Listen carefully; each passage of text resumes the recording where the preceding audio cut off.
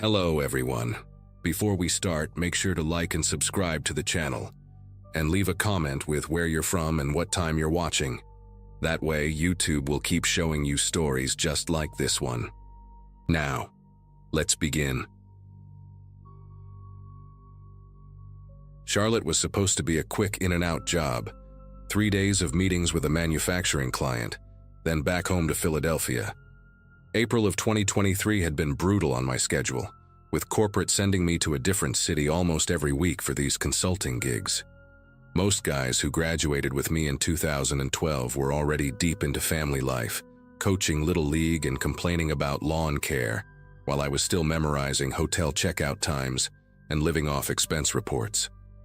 The Airbnb I found was suspiciously cheap for downtown, $62 a night when everything else hovered around $200. But my company capped reimbursements, and I had become an expert at finding deals that let me pocket the difference. The listing photo showed a modest third-floor apartment in an old brick building. Nothing special, but functional. I pulled up around 9 that Wednesday night after fighting traffic from the airport, and the street was oddly quiet.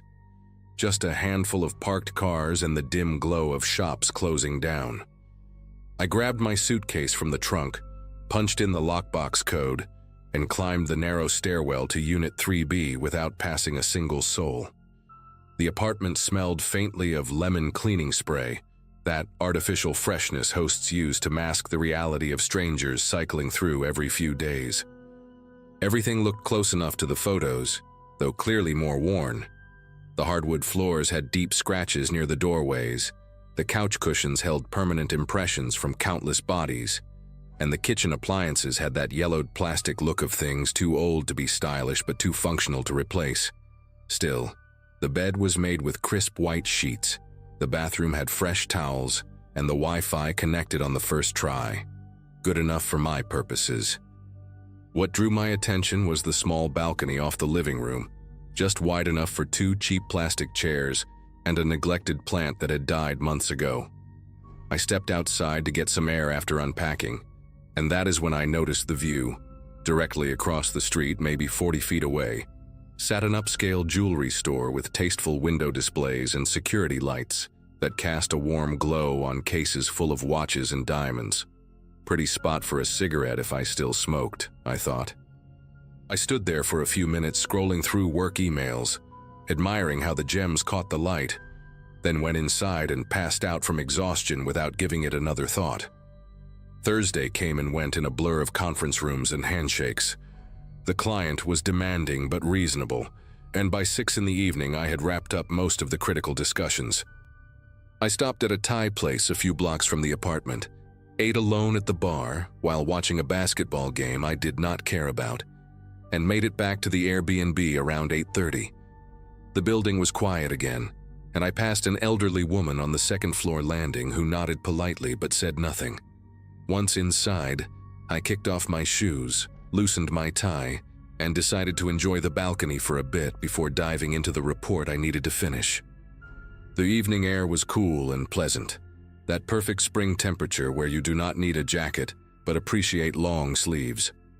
I leaned against the railing, looking down at the street, watching a couple walk by holding hands, when something caught my eye. A small black shape tucked underneath the metal railing, almost invisible, unless you were standing at that exact angle. At first I thought it was a piece of electrical tape or some weatherproofing material, but when I crouched down to look closer, my throat tightened. It was a camera, compact and deliberately concealed, its tiny lens pointed directly at the jewelry store across the street. I stayed crouched there for what felt like a full minute, just staring at this thing that should not exist. The camera was professional looking, matte black housing with no visible brand markings, mounted with industrial adhesive and angled with precision. This was not some random security measure a paranoid landlord might install. It was pointed outward, not at the apartment entrance or the balcony itself. Someone had placed it there specifically to watch that jewelry store, and they had done it carefully enough that a casual guest would never notice. I stood up slowly, my mind racing through possibilities. Maybe the Airbnb host was some kind of private investigator? Maybe the police had set up surveillance and forgotten to remove it? Neither explanation made sense, but I desperately wanted one of them to be true. I pulled out my phone and took a few pictures of the camera from different angles, some instinct telling me I might need documentation later. Then I stepped back inside the apartment and locked the balcony door, suddenly very aware of how exposed those large windows made me feel. The jewelry store gleamed across the street, beautiful and oblivious, and I wondered what exactly I had stumbled into. I tried to convince myself I was overreacting. Maybe the previous tenant was a photography enthusiast who liked capturing street scenes. Maybe it was an old security setup the host forgot to mention. I paced around the living room for a few minutes, then decided I needed a glass of water to calm my nerves. The kitchen was small and cramped, just a narrow galley with barely enough counter space to prepare a sandwich. I opened the cabinet above the sink looking for a clean glass, found one, filled it from the tap. My hands were not steady. As I turned to set the glass down, I noticed one of the drawers beneath the counter was slightly ajar, maybe half an inch open. Normally, I would have ignored it, but something about the night had put me on edge, made me hyper-aware of every detail. I pulled the drawer open, expecting to find the usual junk. Takeout menus, a can opener, maybe some dead batteries. Instead, I found a folded city map, the kind you pick up for free at gas stations, worn at the creases like it had been opened and closed dozens of times. Beneath it sat a small spiral notebook with a black cover, the type students use for class notes. I should have closed that drawer and walked away. I should have minded my own business and gone to bed. But my fingers were already reaching for the map before my brain could stop them. The map unfolded to show downtown Charlotte, and my stomach turned to ice when I saw what someone had done to it. The jewelry store across the street was circled in red ink, not once, but at least 7 or 8 times, the circles layered on top of each other with obsessive intensity. Small X marks dotted the surrounding blocks, each one labeled with cryptic abbreviations I could not decipher. An arrow pointed to an alley behind the store with the words "Service Entrance," written in neat, careful handwriting. I set the map aside and opened the notebook with fingers that had gone numb. The first few pages contained what looked like a schedule, names I did not recognize paired with times and days of the week. Carla, opens Mon Wed Fry, arrives 8:45, disarms 8:52. Another entry read, "Night security passes at 11:13, clockwork never varies." Page after page of detailed observations about the jewelry store's operations, employee habits, delivery schedules, alarm company response times. This was not a curious neighbor keeping casual notes. This was reconnaissance, methodical and thorough, the kind of preparation that comes before something very bad happens. I closed the notebook and stood frozen in that tiny kitchen, the fluorescent light buzzing overhead, trying to process the fact that I was standing in what appeared to be a staging ground for a robbery. My first instinct was to call the police, but something held me back. What would I even say? I found a camera and some notes in an Airbnb, and I think someone might be planning a crime? They would ask questions I could not answer, maybe even suspect I was involved somehow. I was a stranger in this city, staying in a cheap rental across from a jewelry store, and I had just admitted to snooping through drawers. The optics were terrible. I decided to pack my things quietly, leave the apartment, find a hotel for the night, and figure out what to do in the morning with a clear head. I was halfway to the bedroom to grab my suitcase when I heard it. Footsteps in the stairwell, slow and deliberate, the heavy tread of boots on old wooden steps.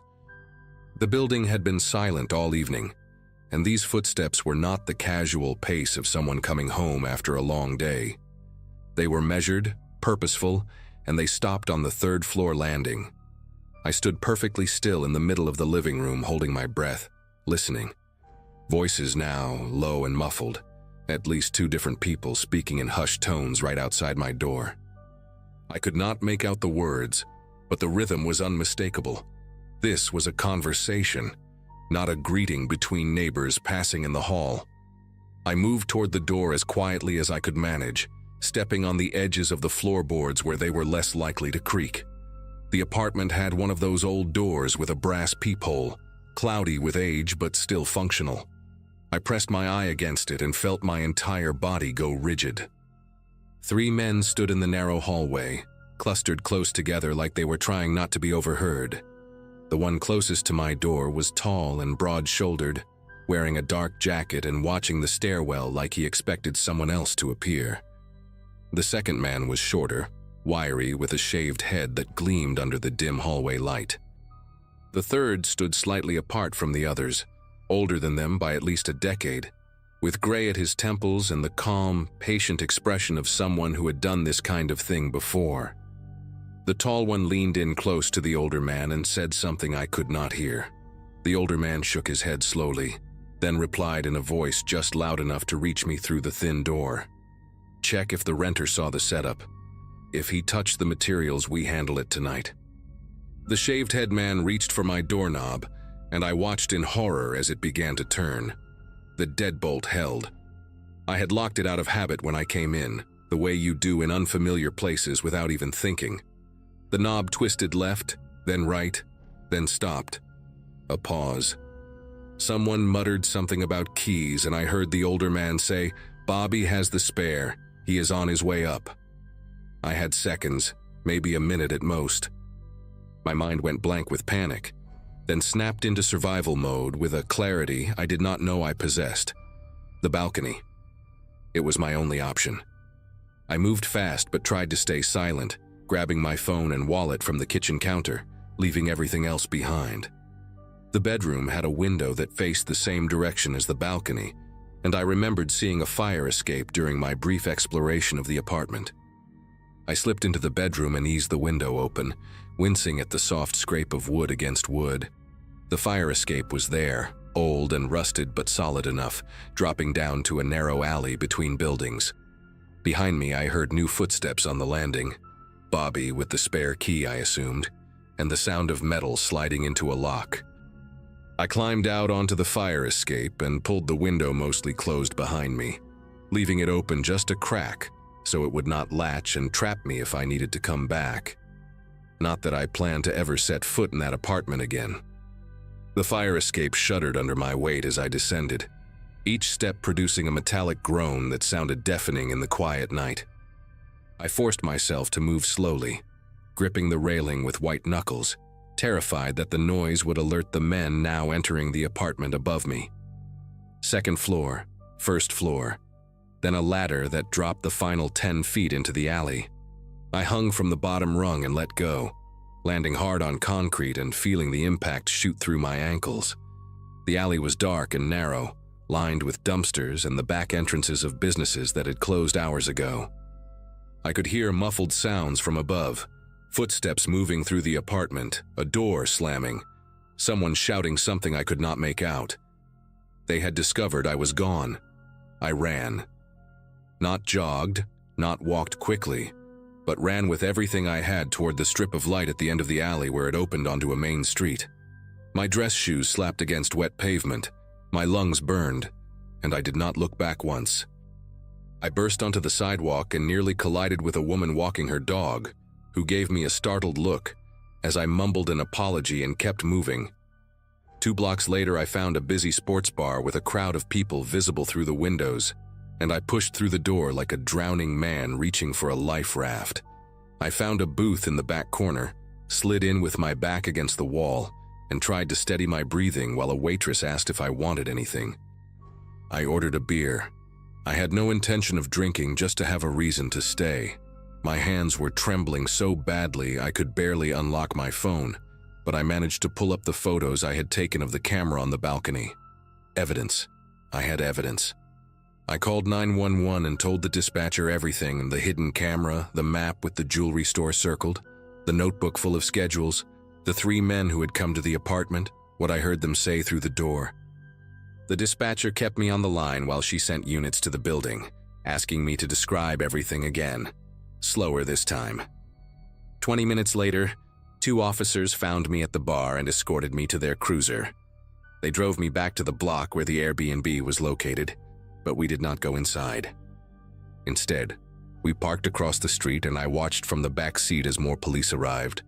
Then detectives in unmarked cars, Then a van I later learned belonged to a task force that had been investigating a string of high-end jewelry heists across 3 states. The officers asked me questions for over an hour, taking notes, recording my statement, examining the photos on my phone. One of them told me I was lucky, that these guys were professionals, that people who stumbled onto operations like this usually did not get the chance to run. The investigation took months to unfold, but I only learned the details much later through news reports and a single follow-up call from a detective named Reyes. The apartment had been rented under a fake identity, paid for with prepaid cards that were nearly impossible to trace. The 3 men I saw were part of a crew responsible for at least 4 other robberies, all targeting high-end jewelry stores in mid-sized cities across the Southeast. They would rent apartments with good sightlines, spend weeks documenting patterns and security protocols, then execute precise smash-and-grab operations that lasted under 3 minutes. The night I fled, they had apparently been there to retrieve their surveillance equipment and finalize their plan. The robbery was scheduled for that weekend. My accidental discovery forced them to abandon the job and scatter. 2 of them were arrested 6 weeks later during a traffic stop in Tennessee. The 3rd disappeared and remains at large as far as I know. I never went back for my suitcase or the clothes I left behind. The Airbnb listing vanished from the site within days, and I never received a response from the host when I tried to contact them. Sometimes I think about how close I came to something irreversible, how a simple habit of locking the deadbolt bought me the 60 seconds I needed to survive. I still travel for work, still book cheap rentals in unfamiliar cities, but now I check every drawer, every corner, every angle of every room before I unpack. And I always sleep with a chair wedged under the doorknob.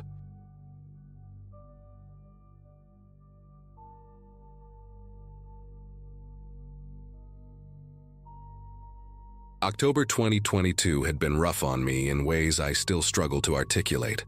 A layoff from the marketing firm where I had worked since graduating college in 2017, followed by the kind of breakup that leaves you staring at your ceiling at 3 in the morning, wondering where exactly everything went wrong. At 26, I found myself with a severance check, an empty apartment that still smelled like my ex-boyfriend's cologne, and an overwhelming need to be anywhere else. My friend Kelsey had been living in Portland for about 2 years, and she kept texting me that I should come visit, that a change of scenery would do me good. So I booked an Airbnb, an upstairs unit in a duplex on Birchwood Road, and decided to drive down from Seattle for a long weekend. The listing looked perfect in that carefully curated way rentals always do online. Exposed brick, a clawfoot bathtub, morning light streaming through tall windows. The reviews were mostly positive, guests praising the quiet neighborhood and the responsive host named Garrett. I packed a duffel bag and left on a Friday afternoon, hoping that a few days away might help me figure out what came next. I arrived at the duplex around 4 in the afternoon, and the place looked even better than the photos. It was an old Victorian painted sage green with white trim, sitting on a tree-lined street where the oaks were just beginning to show their autumn colors. The neighborhood had that established, peaceful quality. People walking dogs, kids riding bikes in driveways, the kind of scene that makes you feel safe without thinking about it. I grabbed my bag from the trunk of my Subaru and walked toward the side entrance that led up to my unit, following the check-in instructions Garrett had sent. That was when the front door of the downstairs unit swung open with enough force to rattle the frame. A man stepped out onto the porch, late 50s, maybe early 60s, with thinning gray hair and hollow cheeks that made his eyes look too large for his face. He wore a flannel shirt buttoned wrong, one side hanging lower than the other, and his gaze fixed on me with an intensity that stopped me cold in the middle of the walkway. Before I could say hello or offer any kind of greeting, he jabbed a trembling finger toward my face and spoke in a voice thick with accusation. "You came back to finish what you started, didn't you?" I stood there for a moment, completely caught off guard, my duffel bag hanging awkwardly from my shoulder. My first instinct was to laugh, because surely this had to be some kind of mistake or maybe even a weird joke. "I'm sorry," I managed to say, keeping my voice light and friendly. "I think you might have me confused with someone else. I just got here. I'm renting the upstairs unit for the weekend." The man's expression didn't soften. If anything, his eyes narrowed further, scanning my face like he was searching for something hidden beneath the surface. He took a step closer to the edge of his porch, close enough that I could see the patchy stubble on his jaw and the dark circles carved deep under his eyes. "That's exactly what you'd say," he muttered, more to himself than to me. "That's exactly what they told you to say." I felt my smile falter, unsure how to respond to that. After an uncomfortable silence that stretched on for what felt like a full minute, he finally turned and retreated back inside, slamming his door hard enough to make the porch railing vibrate. I stood frozen on the walkway for another few seconds, trying to process what had just happened. Then I shook it off and headed up the exterior staircase to my unit, telling myself that every neighborhood has its eccentric characters. Maybe he had dementia, or maybe he was just having a bad day. People say strange things sometimes. It doesn't always mean something sinister. The upstairs apartment was exactly as advertised. Clean, bright, with that exposed brick wall and the beautiful clawfoot tub I had seen in the photos. I dropped my bag on the bed and texted Kelsey that I had arrived safely, then spent the next hour unpacking and settling in. We made plans to grab dinner the following evening, and I poured myself a glass of wine from the bottle I had brought, and sat by the window watching the street darken as the sun went down.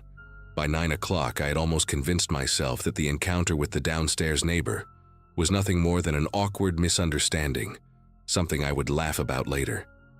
I changed into pajamas, crawled into the surprisingly comfortable bed, and closed my eyes. That was when the pacing started. At first, I thought it was just the normal sounds of an old house settling, or maybe the neighbor moving around before bed. But as I lay there in the darkness, I realized the footsteps were deliberate, back and forth, directly beneath my bedroom. The floorboards in these old Victorians are thin, and I could track his movement with unsettling precision. He would walk from one end of what I assumed was his living room to the other, pause for a few seconds, then turn and walk back, over and over again, like a caged animal. I checked my phone. It was almost 11.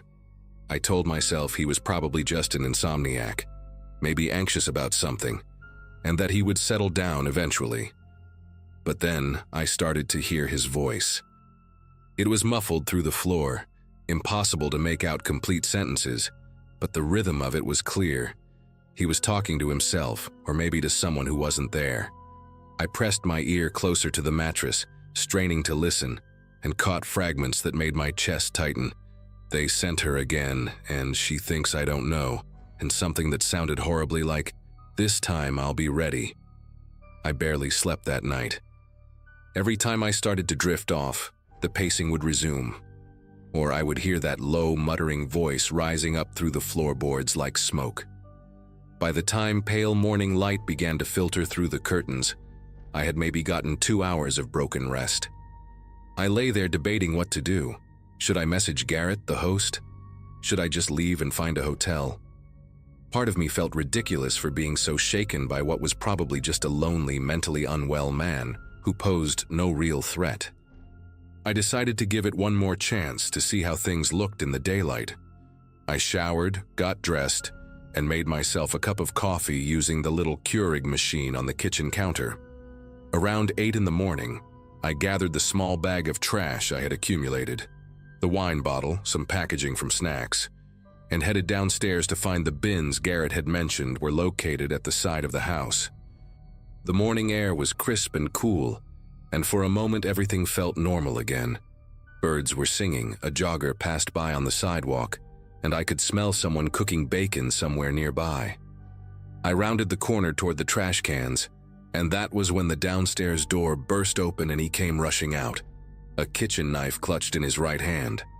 I dropped the trash bag and stumbled backward, nearly tripping over my own feet.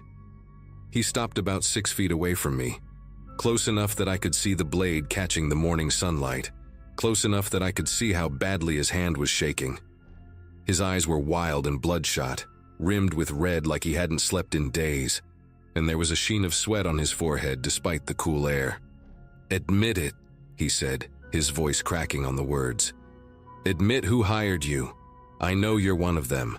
I know they sent you to watch me, to report back. Who is it? The government? My ex-wife?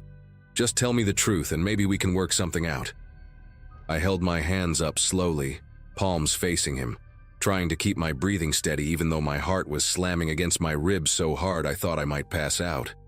I don't know what you're talking about, I said, forcing my voice to stay calm.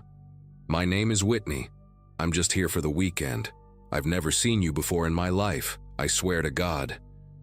He stared at me for a long moment, the knife trembling in his grip, and I genuinely did not know if he was about to lunge at me or collapse into tears. Then, just as suddenly as he had appeared, something in his expression shifted. His shoulders sagged, and he lowered the knife to his side, though he didn't let go of it. That's what the last one said too, he muttered, his voice hollow now, drained of its previous intensity. They always say that. They always have a story. He turned and shuffled back inside without another word, closing his door behind him with a soft click that somehow felt more disturbing than a slam. I stood there in the side yard, shaking, my legs feeling like they might give out beneath me. As soon as I could move again, I rushed back up to my unit and locked the door behind me, then pushed a chair against it for good measure. I grabbed my phone and immediately called Garrett, the host, my words tumbling out in a panicked rush as I described what had just happened. There was a pause on the other end of the line, and then Garrett sighed, not with concern but with what sounded almost like mild annoyance. "Oh, that's just Howard," he said, like he was explaining away a barking dog. "He's been going through a rough patch lately. Divorce, lost his job, you know how it is. He's harmless, really. Just try to avoid him and you'll be fine." I wanted to scream at him. I wanted to ask how a man waving a knife at a guest could possibly be considered harmless. But Garrett kept talking, assuring me that Howard had lived in the downstairs unit for over 3 years and had never actually hurt anyone, that he just had episodes sometimes, and that they usually passed within a day or two. He offered me a partial refund if I wanted to leave early, but said it in a tone that made it clear he thought I was overreacting. I hung up the phone feeling more alone than I had in months. Kelsey was at work and couldn't come get me until the evening, and the thought of walking back to my car, which was parked on the street right in Howard's line of sight, filled me with dread. So I stayed inside, double-checking that every window was locked, keeping the chair wedged against the door. I tried to distract myself with my phone, scrolling through social media, but I kept glancing toward the floor every time I heard a creak from below. Around noon, the pacing started again. Back and forth, that relentless rhythm that I could feel in my teeth. And then, sometime in the early afternoon, the pacing stopped, and I heard footsteps coming up the exterior staircase toward my door.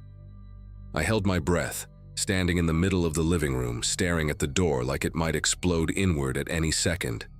The footsteps stopped at the top of the stairs. There was a long pause, 10 seconds, maybe 15, and then a soft scraping sound, like paper being pushed across wood. I watched as a folded piece of notebook paper slid beneath the gap at the bottom of the door, coming to rest on the hardwood floor about 2 feet in front of me. The footsteps retreated back down the stairs, slow and deliberate, and I heard Howard's door open and close. I didn't move for at least a full minute.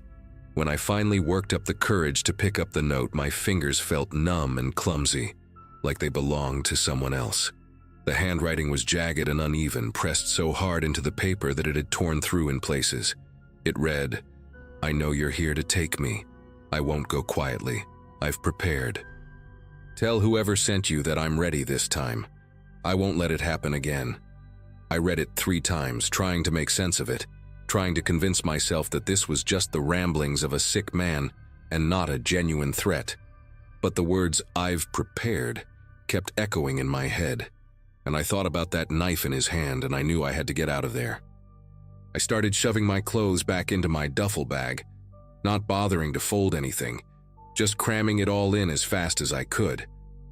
My car keys were on the kitchen counter, and I grabbed them, clutching them so tight the metal teeth dug into my palm. I called Kelsey while I packed, and she picked up on the second ring.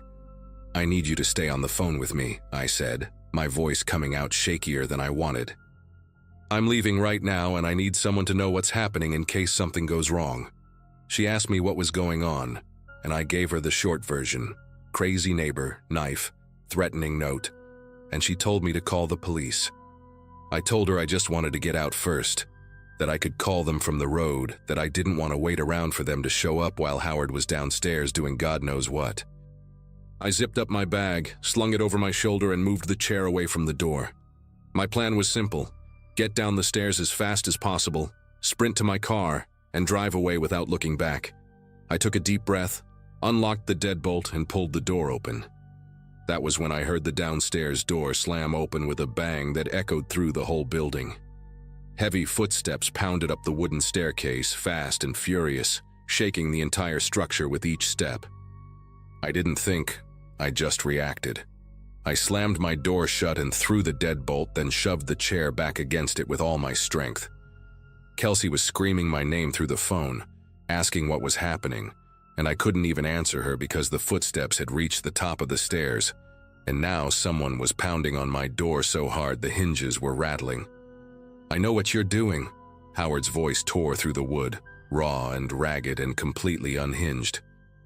"You're not taking me. You hear me? I won't let you take me like you took the others." I backed away from the door until I hit the far wall, my phone pressed to my ear, and I finally managed to choke out the words, "Call 911, Kelsey. Call them right now." The pounding continued, rhythmic and relentless, and I could see the door frame starting to splinter where the deadbolt met the wood. I looked around desperately for another way out, and that was when I remembered the window, the one that opened onto a small section of roof over the back porch. I ran to it, shoved it open, and climbed out onto the slanted shingles just as I heard the door finally give way behind me. The roof was steeper than it looked, and the shingles were slick with morning dew. I half crawled, half slid toward the edge, my duffel bag still somehow hanging from my shoulder, my phone clutched in my other hand. Behind me, I could hear Howard crashing through the apartment, knocking things over, screaming about conspiracies and surveillance and people coming to take him away. I reached the edge of the roof and looked down. It was maybe a 10-foot drop to the grass below, maybe less. I didn't let myself think about it. I tossed my bag down first, then lowered myself over the edge, hung by my fingertips for a second, and let go. I hit the ground hard, pain shooting through my ankles, but I was up and running before I even registered it. I sprinted around the side of the house toward my car, fumbling with my keys, not daring to look back. I could hear Howard somewhere behind me now, his voice carrying through the morning air, still ranting about them and the network, and how he wouldn't be taken alive. I reached my Subaru, ripped the door open, threw myself inside and locked it. My hands were trembling so badly it took me 3 tries to get the key in the ignition. When the engine finally roared to life, I peeled away from the curb without even checking for traffic, and I didn't stop driving until I was 3 miles away, parked in the lot of a grocery store, sobbing so hard I could barely breathe. The police found Howard inside the upstairs unit, sitting on the floor of the living room with the knife still in his hand. He didn't resist when they arrested him. Kelsey had called 911 the moment she heard the door break down, and the officers arrived within 8 minutes, an eternity when you're running for your life, but fast enough that he didn't have time to flee. I gave my statement from the grocery store parking lot, still shaking, still crying, and a detective called me later that evening to fill in the gaps. Apparently, Howard had been in and out of psychiatric facilities for years. He suffered from severe paranoid schizophrenia, and he had stopped taking his medication about 2 months before I arrived. Garrett, the host, knew about his condition, but thought he could manage the situation because Howard had been stable for a while. The detective told me I was lucky, that Howard had made similar accusations against a previous guest 6 months earlier, a woman who had cut her stay short after he followed her to her car. No charges were filed that time because she just wanted to forget it happened. I still think about that sometimes, about how close I came to being another story that got swept under the rug. I left a detailed review on the Airbnb listing, warning other travelers, and reported Garrett to the platform. The listing was taken down a few weeks later. I never went back to Portland, and even now, 2 years later, I still check the locks twice before bed. I still flinch when I hear footsteps on stairs. Some fears, once they find you, never really let go.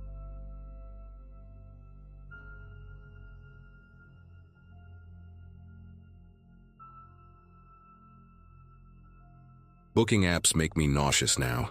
Not exaggerating, I mean physically sick.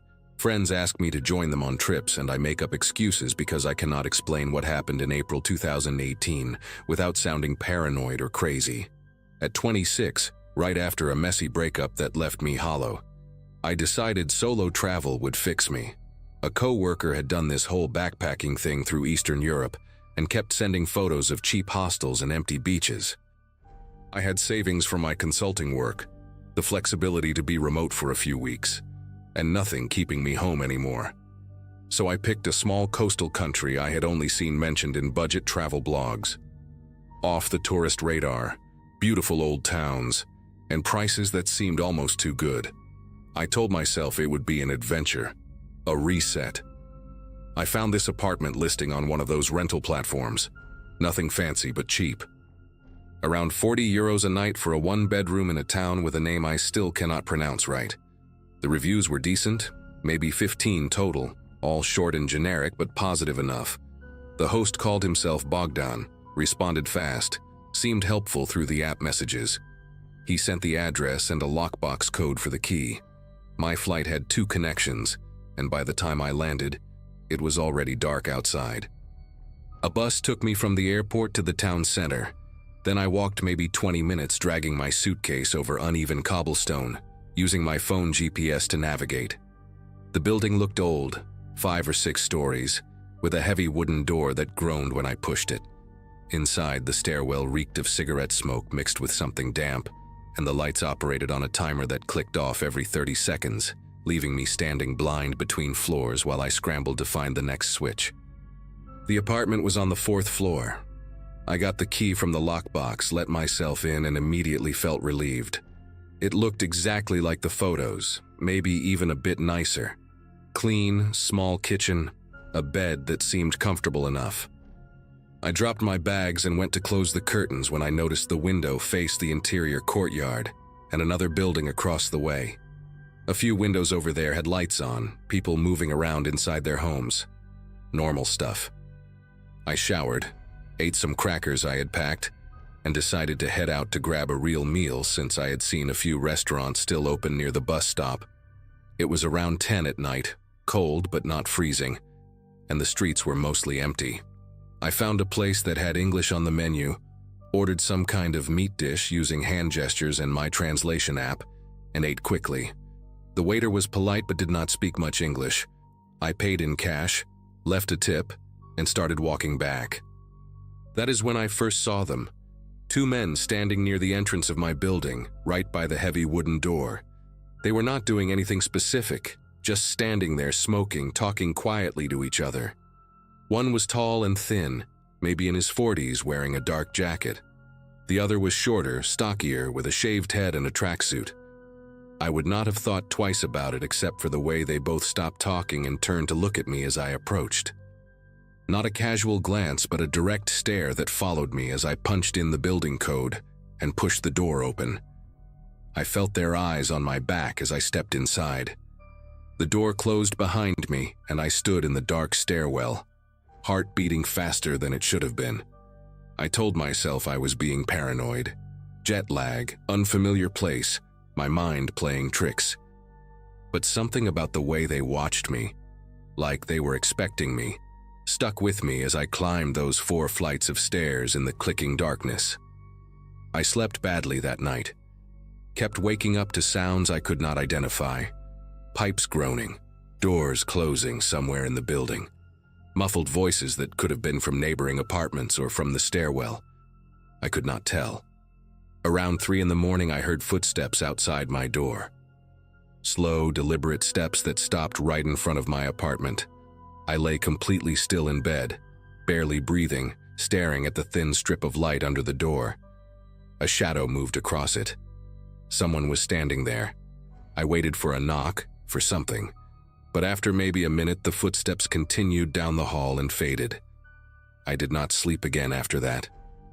I just lay there watching the ceiling turn gray as the sun came up, convincing myself it was probably just a neighbor coming home late, nothing more. In the morning, around 8, I finally got up and checked my phone. There was a message from Bogdan on the rental app, sent at 6 in the morning. It said in broken English, "You came home very late. Who brought you?" I read it 3 times trying to understand what he meant. How did he know what time I came back? The apartment had no cameras that I could see. I had checked when I arrived. And what did he mean? Who brought me? I came back alone. I typed a reply asking what he meant, trying to keep it casual, saying I just went out for dinner and came back around 10:30. He read the message immediately but did not respond. I sat on the edge of the bed holding my phone, and that uneasy feeling from the night before came flooding back. Someone was watching me. Either Bogdan himself or someone reporting to him. The 2 men outside, maybe. I walked to the window and looked down at the courtyard, half expecting to see them staring up at me, but it was empty. I decided to go out and clear my head, maybe find a cafe with Wi-Fi and do some research on the area. But when I went to open the front door, I noticed something that made me stop cold. The lock, this old brass thing with a deadbolt, had scratches around the keyhole that I was certain were not there before. Fresh scratches, bright metal showing through the darker patina, and the door frame near the latch had a small dent, like someone had tried to pry it open with a flathead screwdriver or something similar. I crouched down and looked closer. The wood was splintered slightly, tiny pieces on the floor that I must have stepped over when I came in last night without noticing. Someone had tried to force their way into the apartment. While I was inside, while I was sleeping, my mind raced through possibilities. Maybe it happened before I arrived, but the scratches looked fresh. Maybe I was wrong about them not being there, but I had examined the lock when I first got the key, checking that it worked properly. Those marks were new. I grabbed my passport, my wallet, and my phone, shoved them in my jacket, and left the apartment. I needed to report this to someone. Anyone official. I used my translation app to figure out where the nearest police station was, about a 15-minute walk toward the center of town. The morning was bright, and the streets had more people now, locals going about their business, and I started to feel a bit calmer. Maybe I was overreacting. Maybe Bogdan had sent someone to check on the apartment and they had trouble with the lock. There had to be an explanation. The police station was a small building with a faded sign I could not read. And inside there was a front desk with a woman in uniform who looked up at me with zero expression. I tried to explain in English what happened, showing her photos I had taken of the lock and the door frame. She called over a male officer who spoke a little English, and I went through it all again. The scratches, the message from the host, the men watching me. He listened, nodded, then exchanged a look with the woman that I did not like at all. The officer told me I probably misunderstood the situation, that old buildings have old locks and scratches are normal, that the host was probably just being friendly, checking on his guest. He suggested maybe I was tired from traveling and seeing things that were not there. His tone was not rude exactly, but dismissive in a way that felt deliberate, like he was reading from a script. I asked if they could at least send someone to look at the door, to document the damage. He said they were very busy, that this was not a priority matter, that I should talk to my host about getting the lock fixed. The woman behind the desk had gone back to her paperwork and was not even looking at me anymore. I stood there for a moment not knowing what else to say. I thanked them, which felt stupid, and walked out. The sun was still bright, but the streets did not feel safe anymore. I had this growing certainty that I was completely alone in whatever was happening, that no one was going to help me, and that going back to that apartment was a terrible idea. But my stuff was there. My laptop, my clothes, my charger. I could not just leave everything behind. I stopped at a small grocery store and bought water and some food, enough for a day, thinking maybe I could just stay inside and book a bus or train out of there for the next morning. I would eat the cost of the remaining nights. I did not care. When I got back to the building, I checked the entrance carefully before going in. No one around. I climbed the stairs fast, got inside the apartment, and locked the door behind me. Deadbolt, chain, everything. I pushed a chair against the door too, which felt paranoid but also necessary. Then I sat on the bed and started searching for transportation out of town. The Wi-Fi was slow and kept cutting out, and the booking sites were confusing, half in the local language even when I switched to English. I finally found a bus leaving at 7 the next morning, about 10 hours away, and booked a ticket. I just had to make it through one more night. That was all. One more night and I would be gone. I messaged Bogdan saying I had a family emergency and needed to leave early, hoping that would explain my sudden departure without raising suspicion. He read it, but again did not reply. Around 4 in the afternoon, someone knocked on the door. 3 firm knocks, official sounding. I stayed quiet, not moving from the bed. Then a voice, a man speaking in accented English. He said he was police, that he needed to verify my documents, routine check for foreign visitors. My first thought was relief. Maybe the station had sent someone after all. But then I remembered the officer saying they were too busy, that it was not a priority. I got up slowly and looked through the peephole. A man in a dark uniform stood in the hallway, but something was wrong. The uniform did not look like what the officers at the station were wearing. Different color, no visible badge. He knocked again and repeated himself, saying he needed my passport for verification, that it would only take a minute. I asked him to slide his identification under the door. There was a pause. Then he said it was not necessary, that I should just open the door and this would be quick. His tone had changed, harder now, impatient. I told him I would call the station to confirm. Another pause, longer this time. Then footsteps, walking away. I watched through the peephole until he disappeared down the stairs. My hands were trembling as I grabbed my phone and tried to find the number for the police station. But when I finally got through, the woman who answered did not understand my English, and I could not make the translation app work fast enough. I gave up after a few minutes of useless back and forth. An hour later, maybe a bit more, I got a message from Bogdan. This time he wrote that I owed additional fees, something about local tourist taxes that were not included in the original booking. He said it was 200 euros and that someone would come to collect it this evening. I knew it was fake. I had researched the area before booking and there were no such fees, nothing like that amount anyway.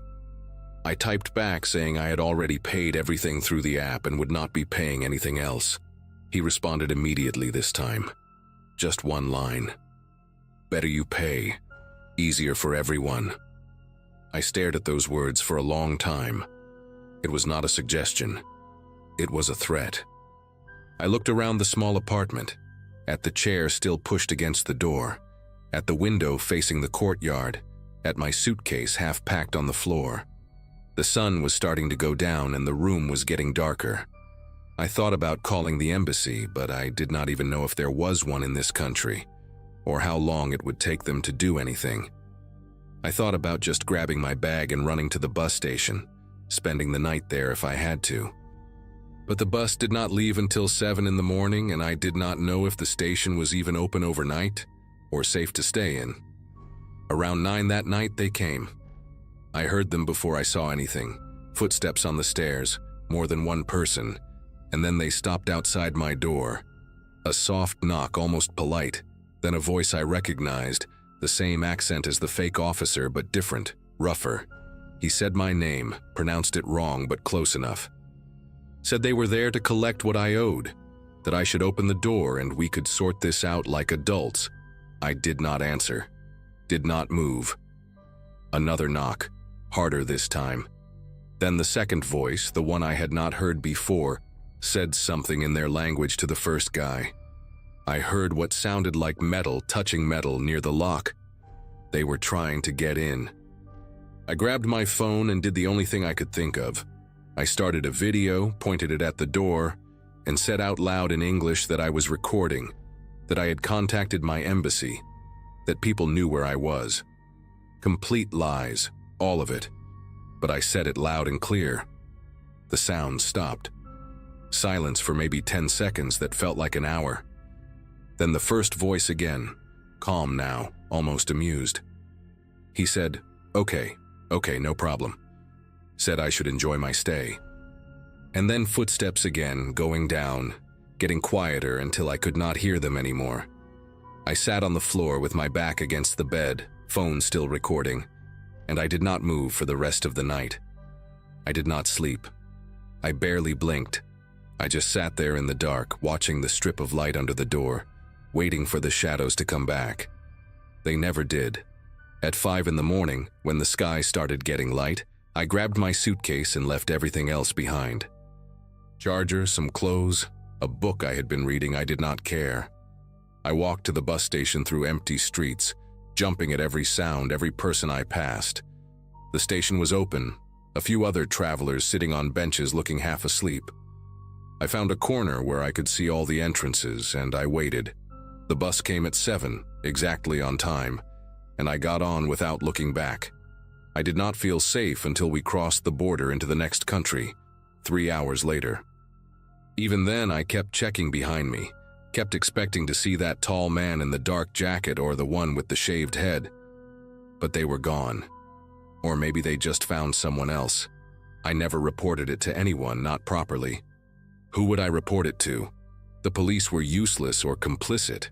The rental app sent me a generic response when I complained.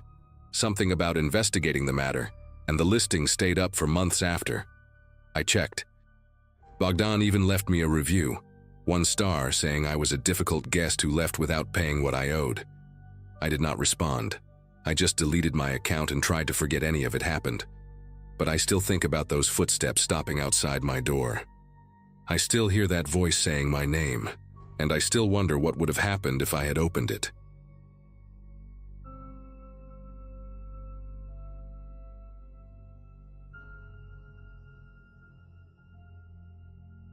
Renting out my basement seemed like the smartest financial decision after my divorce finalized in early 2023. My daughter had just started college at Ohio State, and between tuition payments and the mortgage on a house I probably should have sold, the extra income from short-term rentals felt like a lifeline. The basement suite was perfect for it. Separate entrance through the side gate, its own bathroom, a small kitchenette I had installed myself over one weekend. My buddies from the fire station where I worked as a dispatcher thought I was crazy for letting strangers sleep 15 feet below my bedroom. But after hosting maybe 40 or 50 guests over 8 months without a single issue, I figured I had the system down. Background checks, verified profiles, a strict no parties policy written in bold on the listing. What could go wrong with a couple booking a weekend for a work trip, right? They showed up on a Friday afternoon in late October, and I remember thinking they looked almost too ordinary. The man introduced himself as Craig, mid-40s maybe, with a firm handshake and the kind of forgettable face you see in insurance commercials. The woman beside him, Tamara, she said, barely made eye contact, just smiled politely while clutching a leather overnight bag against her chest like it contained something precious. They drove a silver Nissan Altima with Kentucky plates. Nothing flashy, nothing suspicious. I gave them the standard tour, showed them how to work the thermostat, pointed out the fire extinguisher under the sink because old habits die hard. Craig asked about the neighborhood, whether it was quiet at night, and I told him this was the most boring street in Columbus. Nothing ever happened here. He laughed at that, this short little chuckle that seemed genuine enough at the time. I handed over the keys and told them to enjoy their stay, then went upstairs to heat up leftover pasta and watch the Buckeyes lose another game. If I had paid closer attention to the way Tamara kept glancing at the windows, measuring them with her eyes, maybe I would have seen what was coming. Friday night passed without incident. I heard them moving around down there, normal sounds, footsteps, the TV mumbling through the floorboards, water running through the pipes. Saturday morning I left early for a 12-hour shift at the station, and when I came back around 11 that night, the house was dark and quiet. I figured they had gone to bed early, maybe tired from whatever work thing brought them to town. I made myself a sandwich, answered a few texts from my daughter complaining about her roommate, and crashed hard. It was around 2 in the morning when the thumping woke me up. Not loud exactly, but rhythmic, like someone was moving furniture or dragging something heavy across the basement floor. I lay there for a few minutes, staring at the ceiling, telling myself it was nothing. People shuffle around at night, especially in unfamiliar places. But then I heard voices. Not just 2 voices, but several, layered on top of each other, a low hum of conversation punctuated by occasional laughter. I sat up in bed and checked my phone, half expecting a message from Craig apologizing for having a friend over. Nothing. I pulled on sweatpants and walked to the back of the house where I had installed a small security monitor that showed feeds from 3 cameras: front porch, backyard, and the side gate that led to the basement entrance. The front porch was empty, just my truck parked in the driveway under the streetlight. The backyard showed nothing but shadows and the old swing set my daughter used to love. But the side gate camera made me sit down on the edge of my bed and just stare. There were people streaming through one after another, at least a dozen that I counted in the span of 2 minutes. Men and women, some carrying bags, some carrying nothing, all of them disappearing around the corner toward the basement door. None of them looked up at the camera. They knew exactly where they were going, like they had done this before. I watched a guy in a black hoodie prop the gate open with a brick so it would not swing shut, making it easier for whoever came next. My listing specifically said maximum 2 guests. I had charged Craig for 2 people. And now there were at least 15 strangers in my basement, and I had no idea what they were doing down there. I spent the next hour going back and forth with myself about what to do. Part of me wanted to march down there and demand everyone leave, but another part, the part that had worked emergency dispatch long enough to hear how quickly situations turn violent, told me to wait until morning. These were not college kids throwing a house party. The people I saw on that camera moved with purpose, silent and organized. Around 3:30, the thumping stopped, and the voices faded to nothing. I finally fell into a shallow sleep with my phone clutched in my hand, the security app still open. When I woke up at 7, pale Sunday light coming through the blinds, I went straight to the back window that overlooked the yard. What I saw made me grab the windowsill just to steady myself. The grass was covered in trash, beer bottles, plastic cups, fast food wrappers scattered everywhere like confetti after a parade. But that was not the worst part. Near the fence, maybe 10 feet from my daughter's old swing set, there was a blackened circle in the grass about 3 feet wide. Scorch marks. And in the center of that circle, I could see the melted remains of fabric, clothing, maybe, or sheets, twisted into unrecognizable shapes. I threw on shoes and went outside, not even bothering with a jacket despite the October chill biting through my t-shirt. The smell hit me before I even got close to the burn site. Chemical, acrid, nothing like a normal bonfire. I crouched down and looked at the melted fabric, trying to figure out what it had been. There were buttons mixed into the ash, and what looked like a zipper fused into a warped line of metal. Someone had burned clothes down here deliberately, in the middle of the night while I slept 15 feet above them. I pulled out my phone and took pictures of everything. The trash, the scorch marks, the bottles that I now noticed were not just beer but also empty containers of rubbing alcohol and acetone. My hands were steady, but something inside my chest felt like it was vibrating at a frequency I could not control. I walked around to the side gate, still propped open with that brick, and stood in front of the basement door. I could hear movement inside, soft footsteps, someone talking in a low murmur. I knocked 3 times hard, using the side of my fist the way I learned to do back when I volunteered as a firefighter, before switching to dispatch. Craig opened the door about 6 inches, just enough for me to see half his face. He looked different than he had on Friday.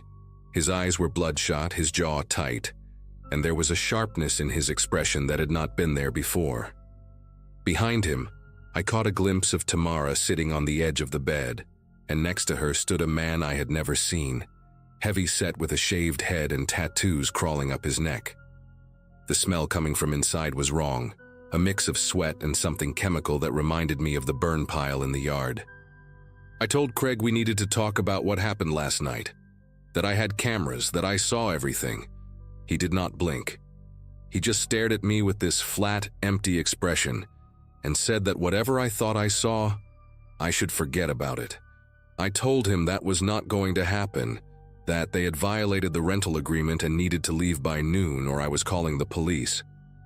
That was when Craig leaned closer, close enough that I could smell cigarettes and something sour on his breath, and said 5 words that I can still hear perfectly when I close my eyes at night. Do not interfere with business. Then he shut the door in my face, and I heard the deadbolt slide into place. The deadbolt I had installed myself, now being used to lock me out of my own property. I went back upstairs and called the police non-emergency line, figuring this was a civil matter, an eviction situation at worst. The officer who showed up 40 minutes later was young, maybe mid-20s, with the kind of polite disinterest that told me he had already decided this was not worth his time. I showed him the pictures on my phone, walked him around to see the burn site and the trash, explained about the cameras and the crowd of people I had seen entering in the middle of the night. He nodded along, took a few notes, then knocked on the basement door himself. Craig answered with a completely different demeanor, friendly, apologetic, laughing about how they had invited a few friends over and things got a little out of hand. He called it a party dispute, a misunderstanding between neighbors, said they would clean up the yard and be out by checkout time tomorrow.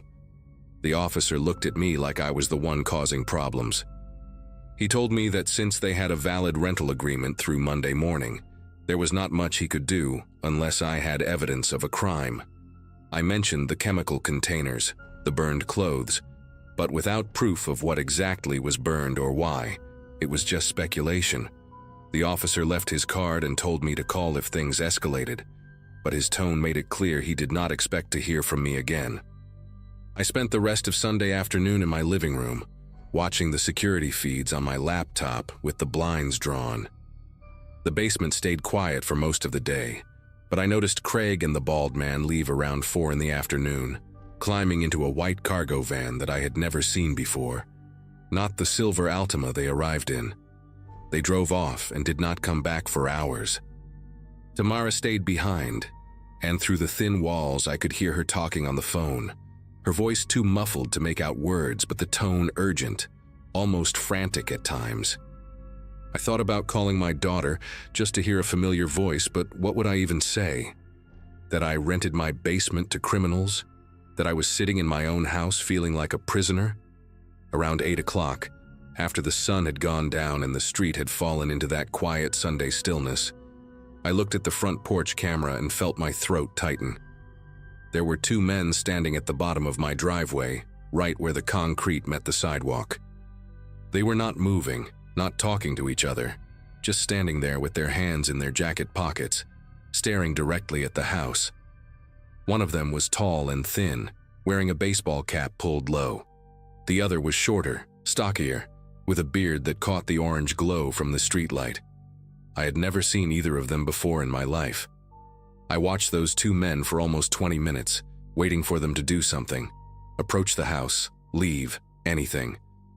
But they just stood there, motionless, their eyes fixed on my front windows like they were waiting for a signal. I turned off all the lights inside, moving through my own home in the dark like an intruder, and positioned myself near the window where I could see them without being seen. The tall one pulled out his phone at some point, looked at the screen, then showed it to the other guy. They both glanced up at the house again, and I swear the shorter one smiled, just a quick flash of teeth that disappeared as fast as it came. Then, as if they had received some invisible command, they both turned and walked away down the sidewalk, disappearing into the shadows between streetlights. I did not sleep that night. I sat in my recliner with a baseball bat across my lap, the same one my daughter used in Little League 15 years ago, and I watched every camera feed until my eyes burned. The white cargo van returned around midnight. I saw Craig and the bald man carry something inside the basement, something wrapped in black plastic that took both of them to lift. I told myself it could be anything: equipment, supplies, furniture. I told myself a lot of things that night that I did not believe. Monday morning came gray and cold, the kind of Ohio autumn day that feels like the sky itself is pressing down on you. Checkout was supposed to be 11, and by 10:30 there was no sign of movement from the basement. I called the rental platform's emergency line and explained the situation.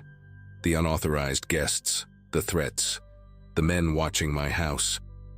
The representative put me on hold for 15 minutes and came back with nothing useful, just a promise to investigate and a reminder that I could file a claim for property damage.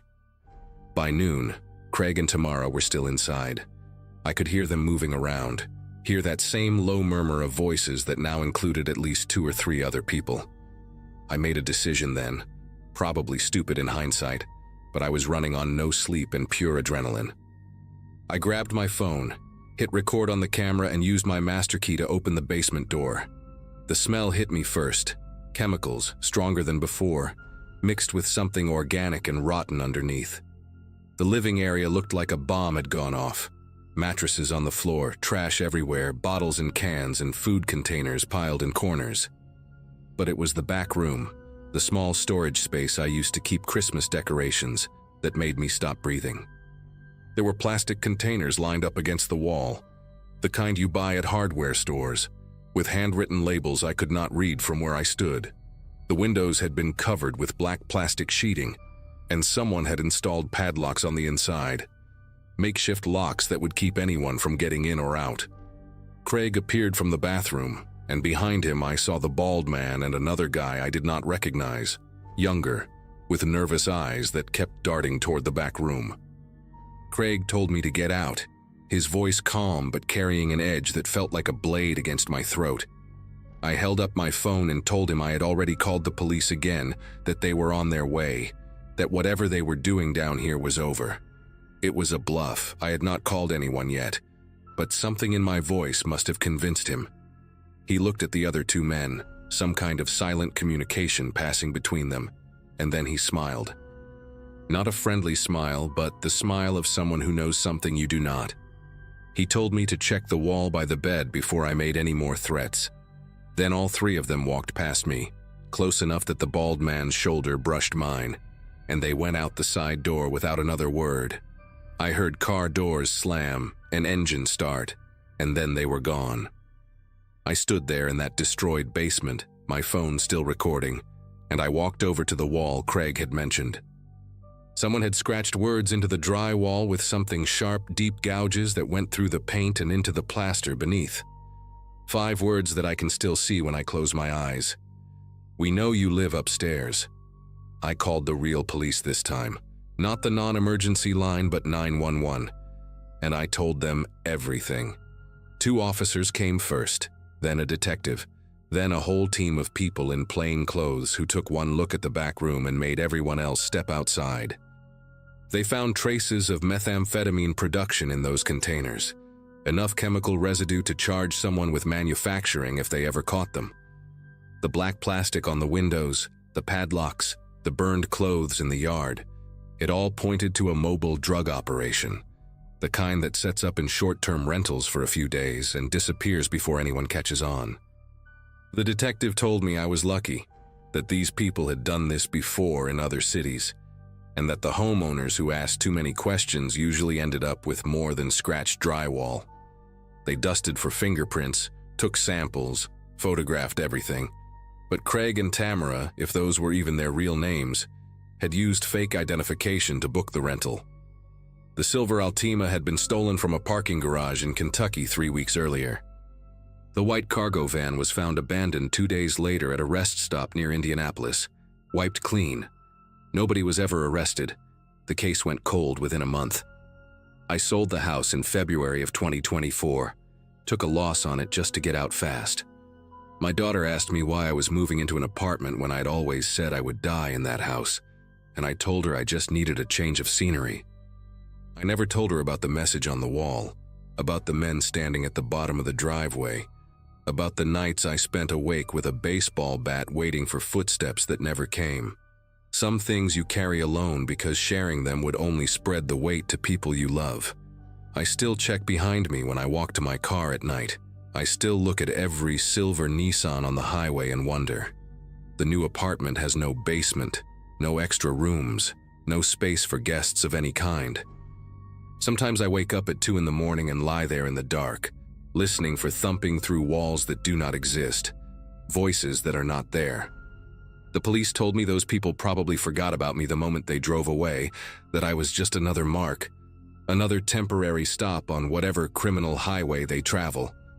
Maybe that is true, but I remember the way Craig smiled before he left, the way he told me to check the wall like he was giving me a gift. They wanted me to find that message. They wanted me to know that even in my own home, I was never really alone. And some nights, when the apartment is too quiet and the shadows stretch too long, I still do not feel alone. And that is the part that keeps me awake.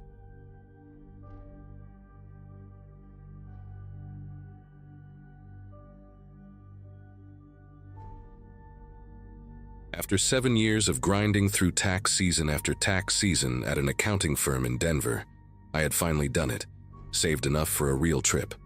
Not some weekend getaway to Vegas, or a cruise with watered-down drinks, but an actual solo adventure through Portugal. My sister thought I was crazy for traveling alone at 26, but something about wandering through cobblestone streets with no itinerary felt like the reset I desperately needed. I landed in Lisbon on a Wednesday morning in late September 2024, jet-lagged but buzzing with that particular kind of excitement you only get when everything is unfamiliar. The plan was simple: spend 3 days in the capital, then head to Porto for another 4 before flying home. I had booked accommodations through Airbnb, choosing places that looked authentic rather than touristy. For Porto, I found what seemed like a steal: a private room inside a 19th century townhouse in the Ribeira district, hosted by a man named Gaspar who had dozens of 5-star reviews praising his hospitality and local recommendations. When I arrived at the address on that Sunday afternoon, the house exceeded my expectations in ways that made me giddy. It sat on a narrow street that wound up from the Douro River, its blue and white azulejo tiles gleaming in the autumn sun. Gaspar greeted me at the heavy wooden door with a warm handshake and a smile that crinkled the corners of his eyes. He was perhaps in his early 60s, with thick gray hair combed back, and a neatly trimmed beard that gave him an almost grandfatherly appearance. His English was broken but enthusiastic, peppered with Portuguese phrases he would then translate with exaggerated hand gestures.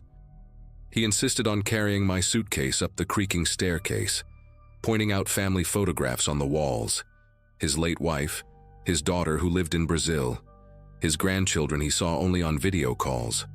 The room itself was charming: high ceilings with exposed wooden beams, a wrought iron bed covered in crisp white linens, and a window that overlooked a tiny courtyard filled with potted lemon trees. He handed me an ornate brass key and then, almost as an afterthought, mentioned he would keep a spare in the kitchen drawer, just for safety, in case I ever locked myself out. The first 2 days passed like a dream. I wandered through the Livraria Lello, ate francesinha at a tiny restaurant where the owner kissed my cheeks like I was family, and watched the sunset paint the Douro River in shades of copper and rose. Gaspar was attentive in a way I initially found endearing. He would ask about my plans each morning over coffee, recommending hidden gems and warning me about pickpockets near the train station. But by the second evening, his questions became more specific. Where exactly was I going? What time would I return? Had I told anyone back home about staying here? I brushed it off as cultural difference, maybe even loneliness from an old man whose family lived an ocean away. When I mentioned I was meeting a group from my hostel in Lisbon for dinner, he frowned slightly and said it was dangerous for a woman to walk alone after dark. He offered to wait up for me, to make sure I got home safe. I thanked him, but declined, laughing nervously as I grabbed my jacket and headed out into the cool evening air. That night I came back earlier than expected, around 9:30 instead of 11, because one of the girls in the group had gotten food poisoning and everyone decided to call it an early night. The narrow street was quiet except for a television flickering blue through a neighbor's window. I unlocked the front door as quietly as I could, not wanting to disturb Gaspar if he had already gone to bed. But as I climbed the stairs, I heard footsteps above me, quick and shuffling, followed by the distinct creak of my bedroom door. My heart began pounding against my ribs as I reached the landing. There, standing in my doorway with my backpack clutched against his chest, was Gaspar. For a moment, neither of us moved. His expression shifted through several emotions: surprise, something that looked almost like fear, and then a smile that spread too slowly across his face. He explained, his voice overly casual, that he had noticed my window was not closing properly and wanted to check on it before the rain came. He set my backpack down on the bed, patted it twice like it was a sleeping pet, and wished me a good night before shuffling past me down the hallway. I stood there for what felt like minutes, my pulse thundering in my ears, trying to convince myself that I had misread the situation entirely. I barely slept that night. Every creak of the old house made me jolt awake, and I found myself staring at the gap beneath my door, watching for shadows. I had pushed the heavy wooden dresser in front of it before getting into bed, telling myself I was being paranoid, that Gaspar was just an odd but harmless old man. But when morning light finally crept through the curtains, I checked my backpack and found everything seemingly in place: my passport, my wallet, my emergency cash hidden in a zippered pocket inside my toiletry bag. Nothing was missing. I almost laughed at myself, at the dramatic American girl who watched too many true crime documentaries. I decided I would stay the remaining 2 nights as planned, but keep my distance from Gaspar, spend more time out of the house, maybe even find a cafe with Wi-Fi where I could work on editing the hundreds of photos cluttering my phone. I grabbed my phone from the nightstand to check my messages, and that was when I noticed it. The small tray on the side of the device was slightly ajar, and when I pulled it open, the slot was empty. My SIM card, my only connection to calling and texting without Wi-Fi, was sitting neatly on the wooden desk across the room, propped against the base of a ceramic lamp like someone had placed it there deliberately for me to find. My mind raced through explanations that made sense. Maybe I had taken it out myself and forgotten. Maybe it had fallen out somehow and Gaspar had found it on the floor and placed it there for me. But I knew neither of those things was true. I remembered using my phone to text my sister right before falling asleep. Remembered the little green bubble confirming the message had sent. Someone had removed that SIM card while I slept, while the dresser blocked the door, which meant they had either moved the furniture without waking me, or they had come through another way. I walked to the window and examined the latch. It was old, the kind that could be jimmied open with a butter knife, and the frame showed faint scratches that I had not noticed before. My stomach twisted into a knot so tight I thought I might be sick. I shoved the SIM card back into my phone with trembling fingers and immediately tried to book a taxi to the airport. I did not care about the remaining nights I had paid for. I did not care about the non-refundable reservation or the carefully planned itinerary. I just needed to leave this house, this street, this city that had transformed overnight from charming to suffocating. The first taxi I requested through the app accepted my ride, and I watched the little car icon on the screen begin moving toward my location. I started throwing clothes into my suitcase without folding them, shoving toiletries into side pockets, not caring about organization or wrinkles or any of the meticulous packing habits I normally obsessed over. Then, about 3 minutes before arrival, the driver canceled. No explanation, just a notification that my ride was no longer available. I requested another one. A different driver accepted, and again I watched the icon approach on the map, getting closer and closer until it was practically on top of my pin. Then he canceled too. I tried a third time with the same result: acceptance, approach, cancellation. On the fourth attempt, I watched the car actually turn onto my street, pause for nearly a minute, and then make a sharp U-turn before the cancellation notification appeared. I stood at my window looking down at the narrow road, my suitcase zipped and waiting by the door, and I saw the white sedan disappear around the corner like it was fleeing from something. I switched to a different taxi app, one of the local Portuguese services I had downloaded as a backup. The first driver who accepted sent me a message almost immediately. "This address? You are sure?" I typed back, "Yes, please hurry." He canceled 30 seconds later without another word. I finally went downstairs, thinking maybe I could walk to a busier street and hail a cab the old-fashioned way. Gaspar was sitting at the kitchen table with a newspaper spread in front of him and a small cup of espresso steaming by his elbow. He looked up when I appeared with my suitcase and something flickered across his face. Not surprise exactly, but a kind of resigned disappointment, like a parent catching a teenager sneaking out past curfew. He asked if I was leaving early, and I told him there was a family emergency back home, that I needed to catch the next flight to Denver. He nodded slowly, folding his newspaper with deliberate care, and said that was very unfortunate because the neighborhood had been having some problems lately. Problems with what? I asked, my voice coming out sharper than I intended. He waved his hand vaguely and mentioned something about break-ins, about strangers asking questions, about how it was not safe for a young woman to be wandering around alone with luggage. He offered to call someone for me, a friend who had a car who could take me to the airport for a fair price. Every instinct in my body screamed at me to refuse, to walk out that door and take my chances on the street. But the memory of those 4 taxi drivers canceling, of that white sedan fleeing like my address was cursed, made me hesitate just long enough for Gaspar to pick up his phone and dial. He spoke in rapid Portuguese, too fast for me to catch more than a few words. Americana, aeroporto, agora. When he hung up, he smiled and told me his friend would arrive in about an hour, that I should relax and have some tea while I waited. An hour felt like an eternity, but what choice did I have? I sat in the living room with my suitcase beside me like a loyal dog, declining the tea he offered 3 separate times.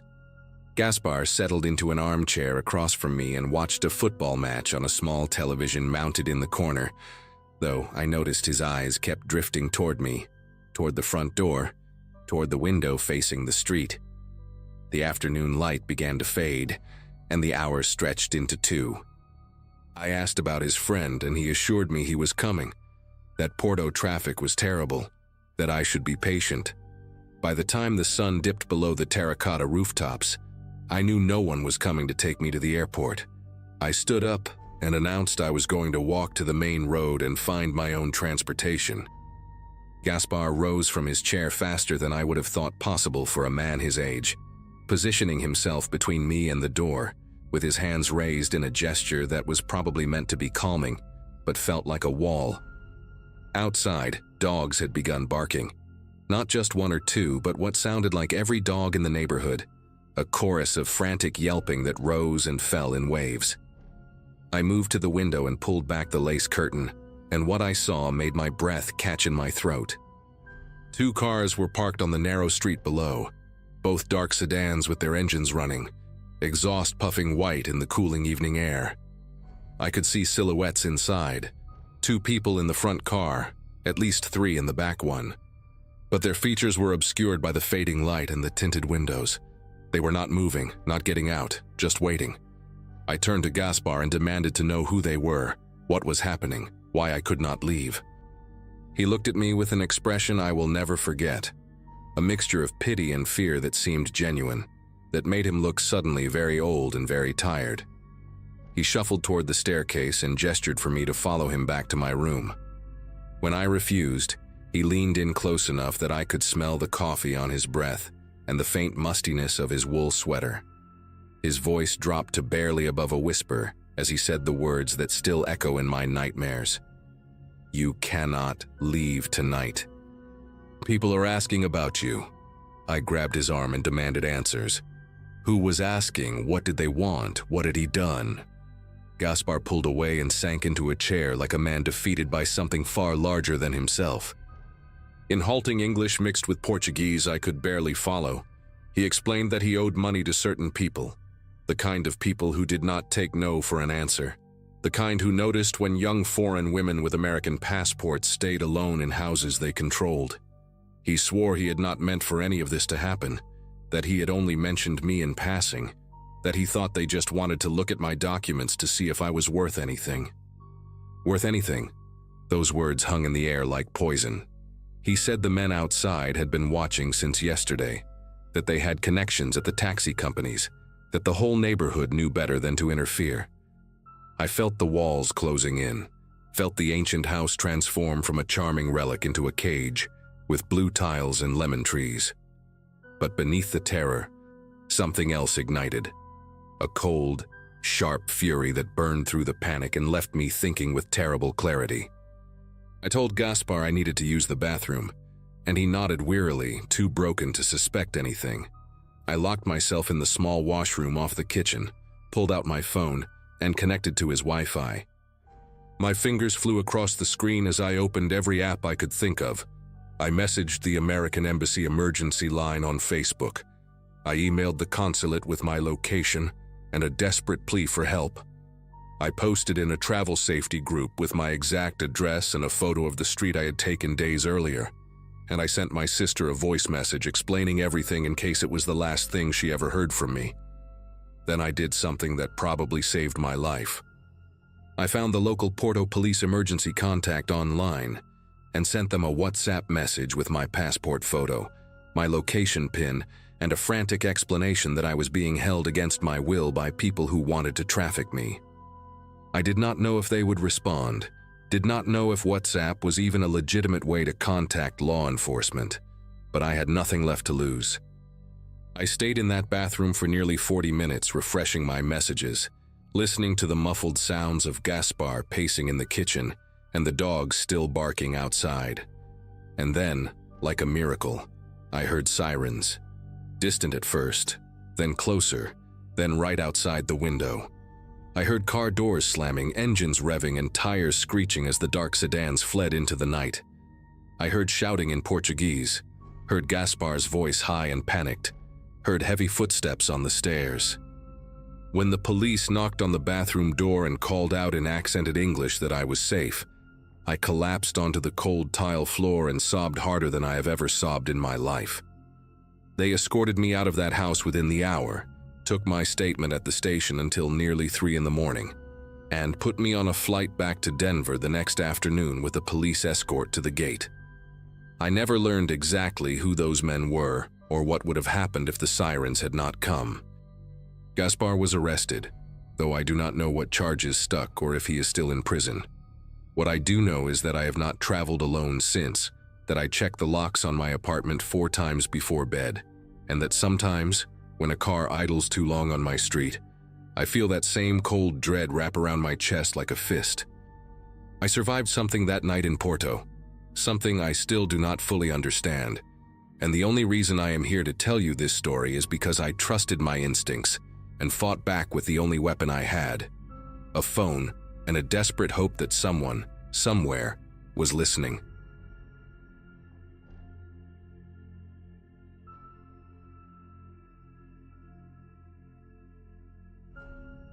My company sent me to Austin for a software training conference back in March of 2018.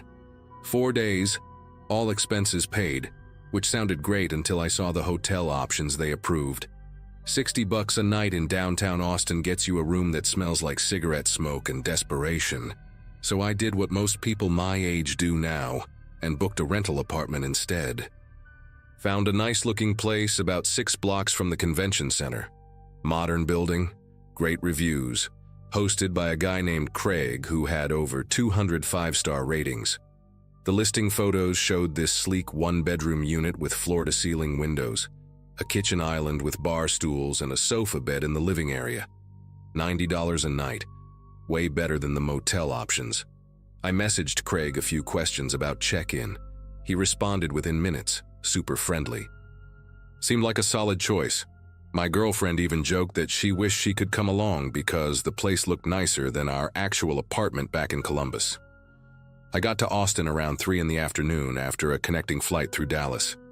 Craig had set up one of those keypad locks, so I just punched in the code he texted me and let myself in.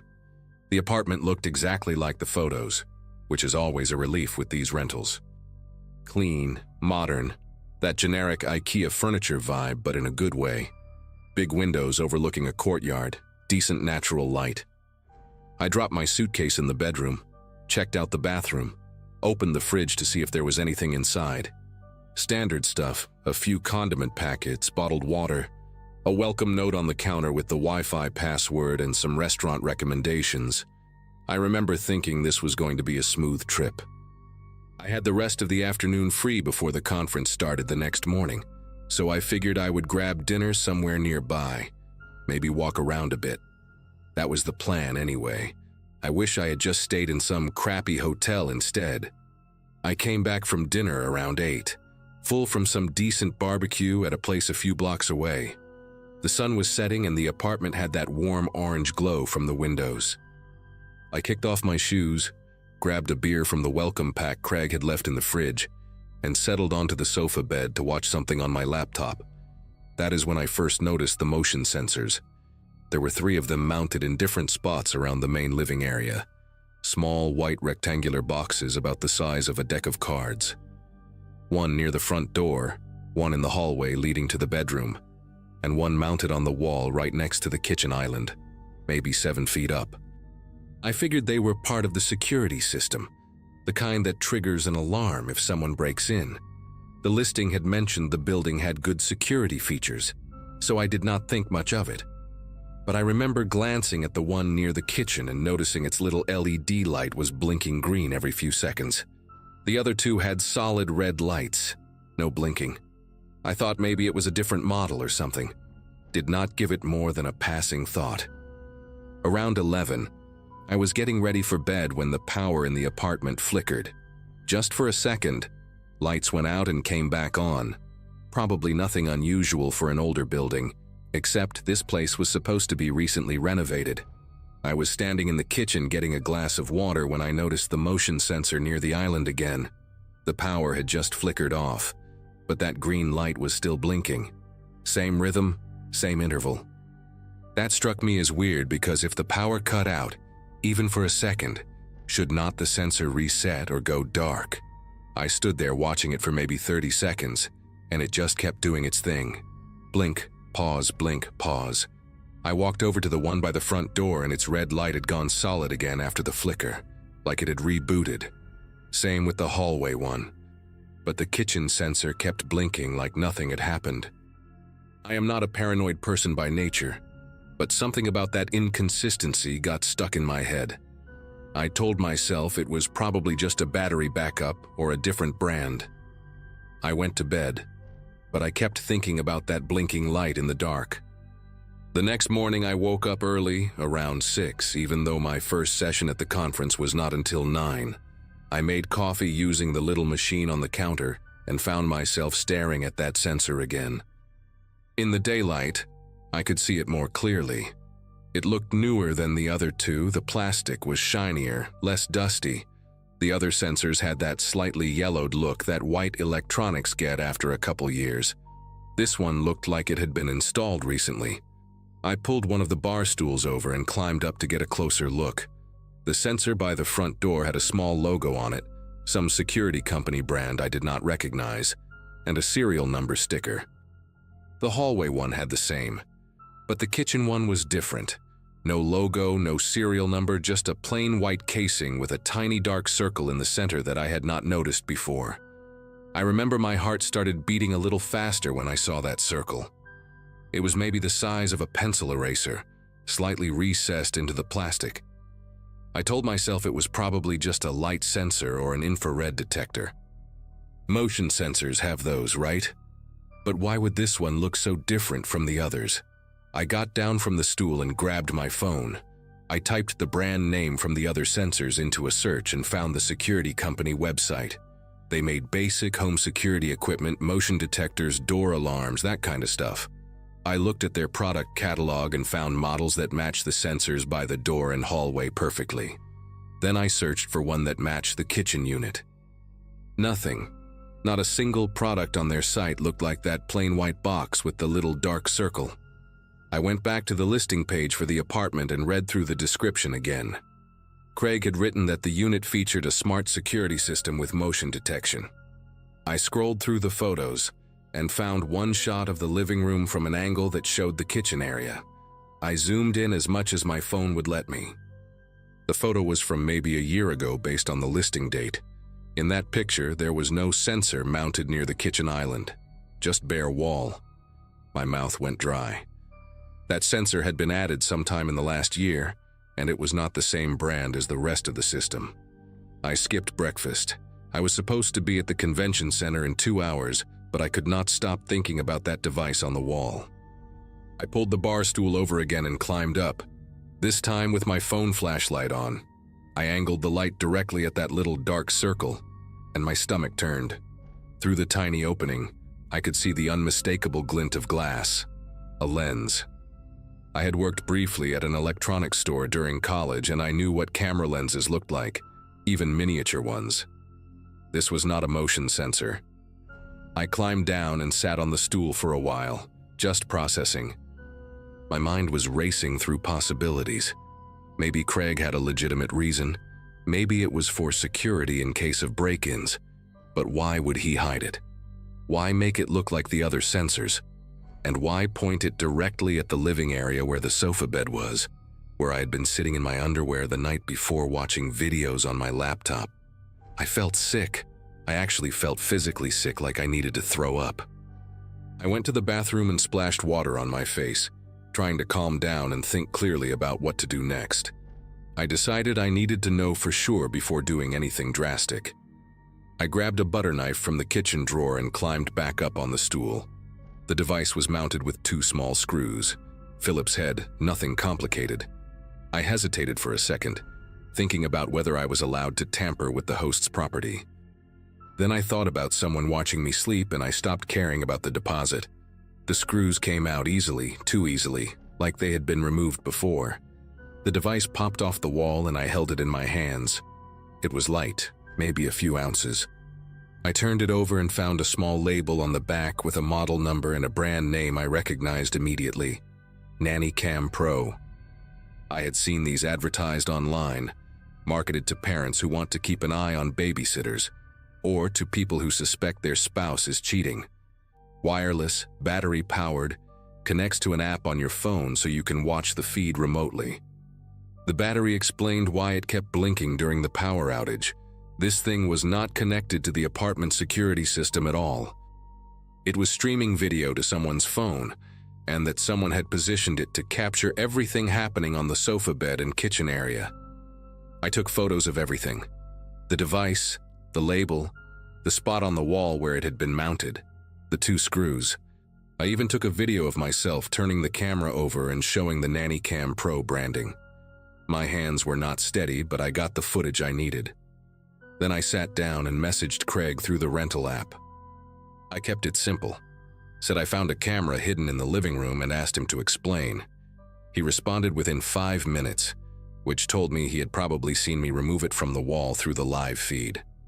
His message was calm, almost rehearsed. He said I must be confused, that it was just a heat sensor for the smart thermostat system. Nothing to worry about. He even added a smiley face emoji at the end. A smiley face. I typed back that I had removed it and found the NannyCam label on the back. There was a long pause, maybe 10 minutes, where he did not respond. I just sat there staring at my phone, waiting. When he finally replied, his tone had shifted. He said the previous tenant must have installed it and he had no idea it was there. He apologized for the confusion and offered me a partial refund for the inconvenience. I almost laughed at that response. The previous tenant installed a wireless camera that was still actively streaming to someone's device, and Craig had no idea. The thing was blinking green, clearly powered on and functioning, and his first response was that it was a heat sensor, not that he did not know about it. He changed his story the moment I proved I knew what it actually was. I told him I was not interested in a partial refund and that I was going to report this to the police. He started calling me immediately, back-to-back 5 calls in a row.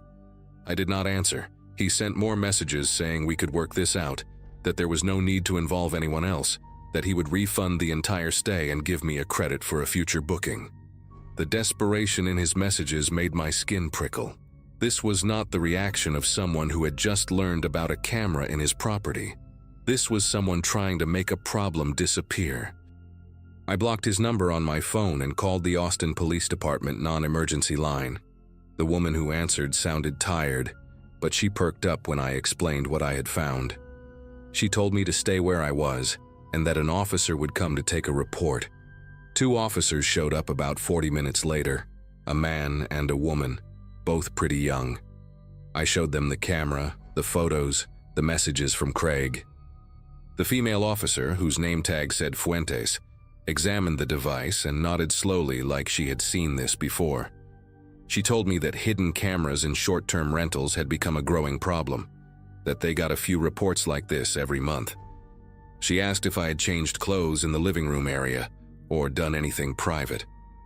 I thought about the night before, how I had stripped down to my boxers because the apartment was warm, how I had video called my girlfriend before bed while sitting on the sofa. My face must have gone pale because Officer Fuentes put her hand on my shoulder and told me they would take this seriously. They confiscated the camera as evidence and took my statement. The male officer made some calls and found out that Craig owned 3 other rental units in the Austin area. 3 other apartments where he could have done the same thing. They told me I should find somewhere else to stay for the rest of my trip and that a detective would follow up with me in the coming days. I packed my bag in about 4 minutes and got out of there. I ended up at a chain hotel near the airport, $70 a night, ugly carpet and all. I did not care. I checked every corner of that room twice before I even sat down on the bed. The detective called me 2 weeks later, after I was already back home in Columbus. She told me they had executed a search warrant on Craig's residence and found external hard drives containing footage from multiple properties going back almost 2 years. Hundreds of hours of video, guests sleeping, getting dressed, being intimate with partners. She could not tell me if I was on any of those recordings, said it was part of an ongoing investigation. Craig was arrested and charged with multiple counts of voyeurism, but I never found out what happened after that. I searched for news articles, court records, anything, but his name never showed up in any public reports. Maybe he took a plea deal, maybe the case is still pending. I genuinely do not know. What I do know is that I think about that little green blinking light more often than I want to admit. Every hotel room, every rental, every friend's guest room, I find myself scanning the walls and ceilings before I can relax. My girlfriend and I went to a cabin in Michigan last fall, and I spent the first hour unscrewing smoke detectors and checking behind mirrors. She says I have become paranoid. Maybe she is right. But someone watched me in my underwear, watched me sleep, watched me have a private video call with the person I love. And there might be a recording of it on some hard drive in an evidence locker somewhere in Texas. That is not paranoia. That is just knowing what people are capable of when they think no one is paying attention.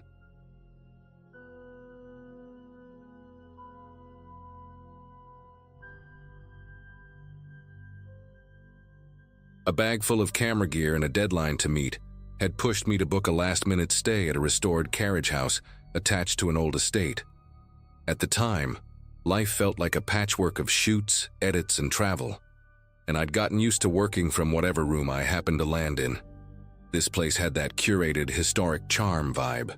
Exposed beams, polished floors, the smell of furniture wax lingering in the air. The only thing that didn't quite match was a wooden panel hanging on the wall across from the bed. Everything else looked like it belonged in a boutique magazine spread, but that panel had a dull, uneven finish, like it had been carved by hand and forgotten for decades. I remember thinking it looked staged, but not in a designer way. More like someone wanted it there for a reason they weren't explaining. I'd unpacked just enough to prep for a video call with a client, trying to get the lighting right so I wouldn't look like I was dialing in from inside a cave. I shifted my lamp a few inches, then a few more, and that's when my attention drifted back to the panel. One of the carved cutouts caught the light in a strange way, not a reflection, more like something inside the hollow shape shifted for a split second. At first I chalked it up to glare bouncing off the lamp, but the more I stared at it, the more I realized the faint flicker came from deeper than the surface. It made my chest tighten in that uneasy, instinctive way you get when you notice something that shouldn't be behaving the way it is. I walked closer, telling myself it was probably a draft or maybe a stray shadow. The carvings were oddly intricate, thin slits, diamond shapes, shallow apertures that weren't symmetrical. Up close, they gave the uncomfortable impression of being intentional in a way I couldn't place. I pushed gently on the panel, expecting it to be solidly anchored. Instead, it shifted about an inch, just enough to reveal a narrow gap in the drywall behind it. The gap wasn't symmetrical either. It looked like someone had cut through from the other side and never bothered to plaster it.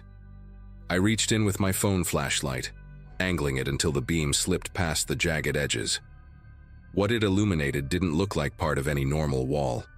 The gap connected to a cramped, unfinished space running between the carriage house and the main building. It reminded me of those awkward architectural leftovers you only realize exist when a house gets renovated. Except this one wasn't empty. Dust coated most of the floor, but near the entry point were faint footprints, fresh enough that the shape of a heel and part of the arch were still defined. The dust around them looked recently disturbed, trailing deeper into the void. And near the closest footprint, pushed up against a beam, was a takeout container from a local diner I recognized from the drive-in. There was no dust on top of it. Someone had been in there not long before I checked in. Someone small enough or determined enough to crawl through that narrow space, hidden by a panel placed directly across from the bed. I stepped back from the wall, letting the panel fall back into place, and tried to make sense of what I'd just seen. The room around me felt different now, like the air had gone still in a way I hadn't noticed before. I kept replaying the details, the disturbed dust, the clear shape of those footprints, the untouched takeout container sitting like someone had dropped it and planned to come back. The strangest part was how deliberate the panel seemed once I really paid attention to it. Its position wasn't decorative at all. It was angled just right, facing the bed with those carved openings arranged in a pattern that suddenly reminded me of camera viewports. I sat on the edge of the mattress for a moment, listening to the faint settling sounds of the old building, each creak making me wonder if it came from the void rather than the beams overhead. Eventually, I reached out to the host through the app, trying to sound calm while explaining what I'd found. She answered quickly, almost too quickly, brushing everything off like it was part of some harmless architectural quirk. "Oh, that old construction gap has been there forever," she wrote, as if that explained the fresh tracks or the takeout container that couldn't have been older than a day. When I mentioned the panel and how it didn't match the rest of the decor, she doubled down, insisting it was just a touch of historical character. But nothing about it felt historical. The edges weren't worn the way the beams were, and the screws holding it in place looked new. Her casual dismissal only made my pulse pick up, because now it felt like she either didn't know the truth or didn't want to acknowledge it. I ended the chat feeling more unsettled than before and decided to check the panel again, this time listening carefully as I nudged it aside. The gap wasn't wide enough to climb through, but the space beyond extended far enough that someone could definitely move around in it. I angled my phone light deeper into the void, sweeping it slowly across the exposed joists and insulation. A faint glint caught my eye from farther inside, something metallic reflecting just enough to stand out. I couldn't reach it, but knowing it was there made the whole situation feel even stranger, like whoever had been in that space wasn't just hiding, they were bringing things in. Staring at that dim reflection, I couldn't shake the feeling that the panel wasn't just a cover, it was a viewport. As evening crept in, I tried to work on my project, but every so often I caught myself glancing at the panel, waiting for another flicker. The room had dimmed to that bluish hue you get when the sun drops behind the trees, and the panel's carvings seemed to absorb the light instead of reflecting it. At one point, a soft tapping sound drifted through the wall, quick, subtle, almost playful. It wasn't like the building settling. It had a rhythm to it, like someone making sure I was still aware of the panel. I set my laptop aside and stood completely still, straining to hear anything else. The tapping didn't continue, but something inside that void shifted, just a small movement, a faint rustle. Enough to confirm I wasn't imagining things. Someone was in there, and they were waiting for the right moment to move again. Night settled over the property in a way that made the carriage house feel detached from the rest of the world.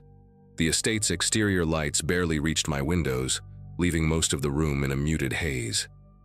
I tried distracting myself with editing work, but every sound felt amplified. The hum of my charger, the faint rattle of the old pipes, even the distant breeze threading through the trees outside. I kept glancing at that wooden panel, trying to convince myself I was being dramatic, but each time I looked, the carvings seemed slightly darker, like whatever space sat behind them was absorbing the glow of the room. I angled my lamp away from it, hoping not to catch another flicker, but that only made the rest of the wall seem to recede into a deeper shadow. After an hour of trying to ignore the unease creeping into my thoughts, I decided to message a friend who lived a few states over. I didn't give every detail at first, just said the rental had some weird construction stuff and that I wasn't loving the energy in the room. She asked if the place had good reviews, and I told her it did, though now I wondered how many people had actually inspected the walls. While we talked, I kept pacing between the bed and the kitchenette, never letting my back face the panel for too long. Halfway through typing a message, I heard a soft scrape from inside the wall. Not loud, not aggressive, just enough to make my breath catch.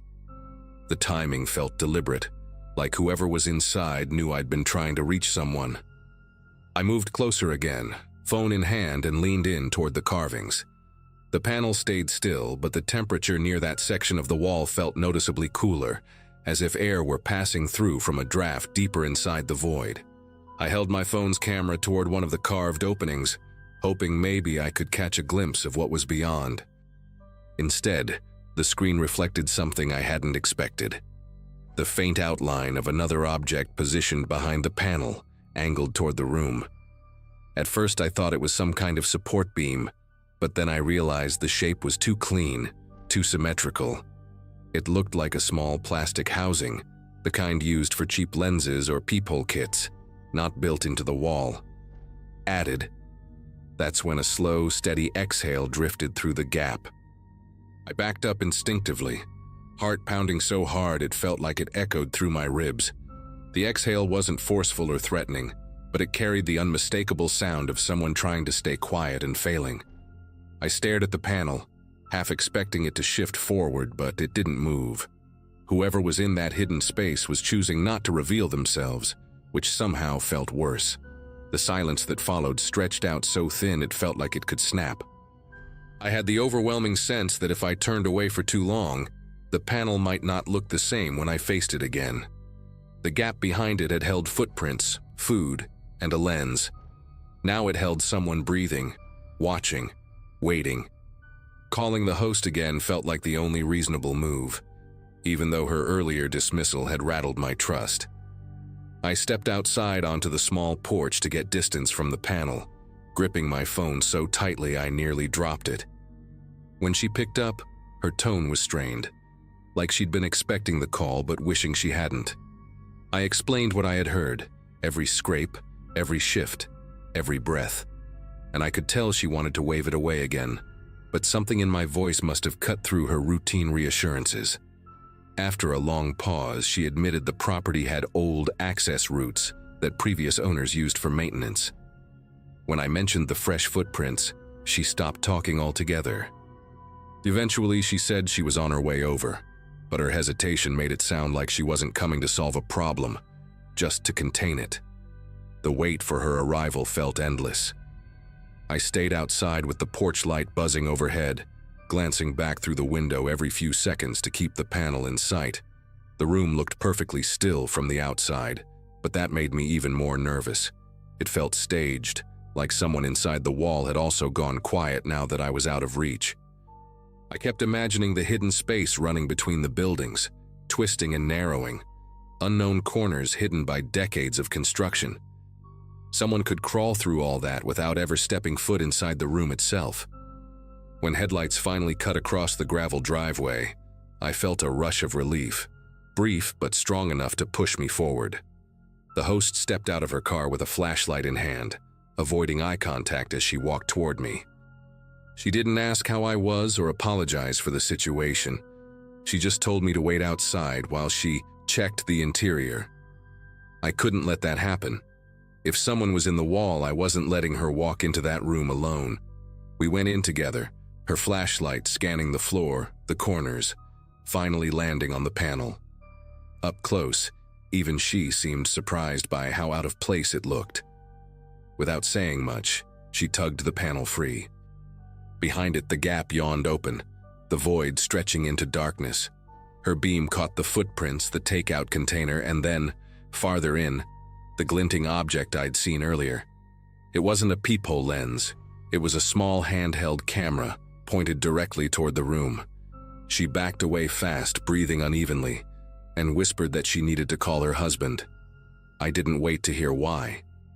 I grabbed my bag, every piece of equipment shoved in without care, and stepped outside while she stayed frozen near the wall.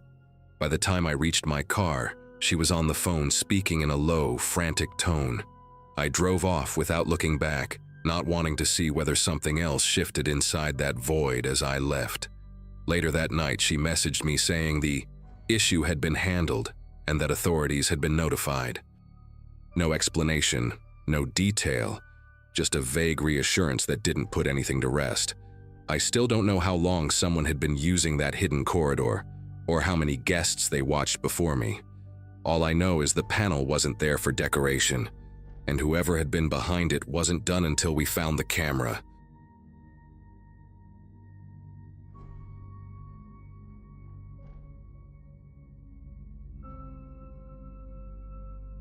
The Airbnb I booked that spring belonged to a family living in a quiet residential neighborhood on the edge of a small town, the kind of place where most houses had wind chimes and faded porch swings.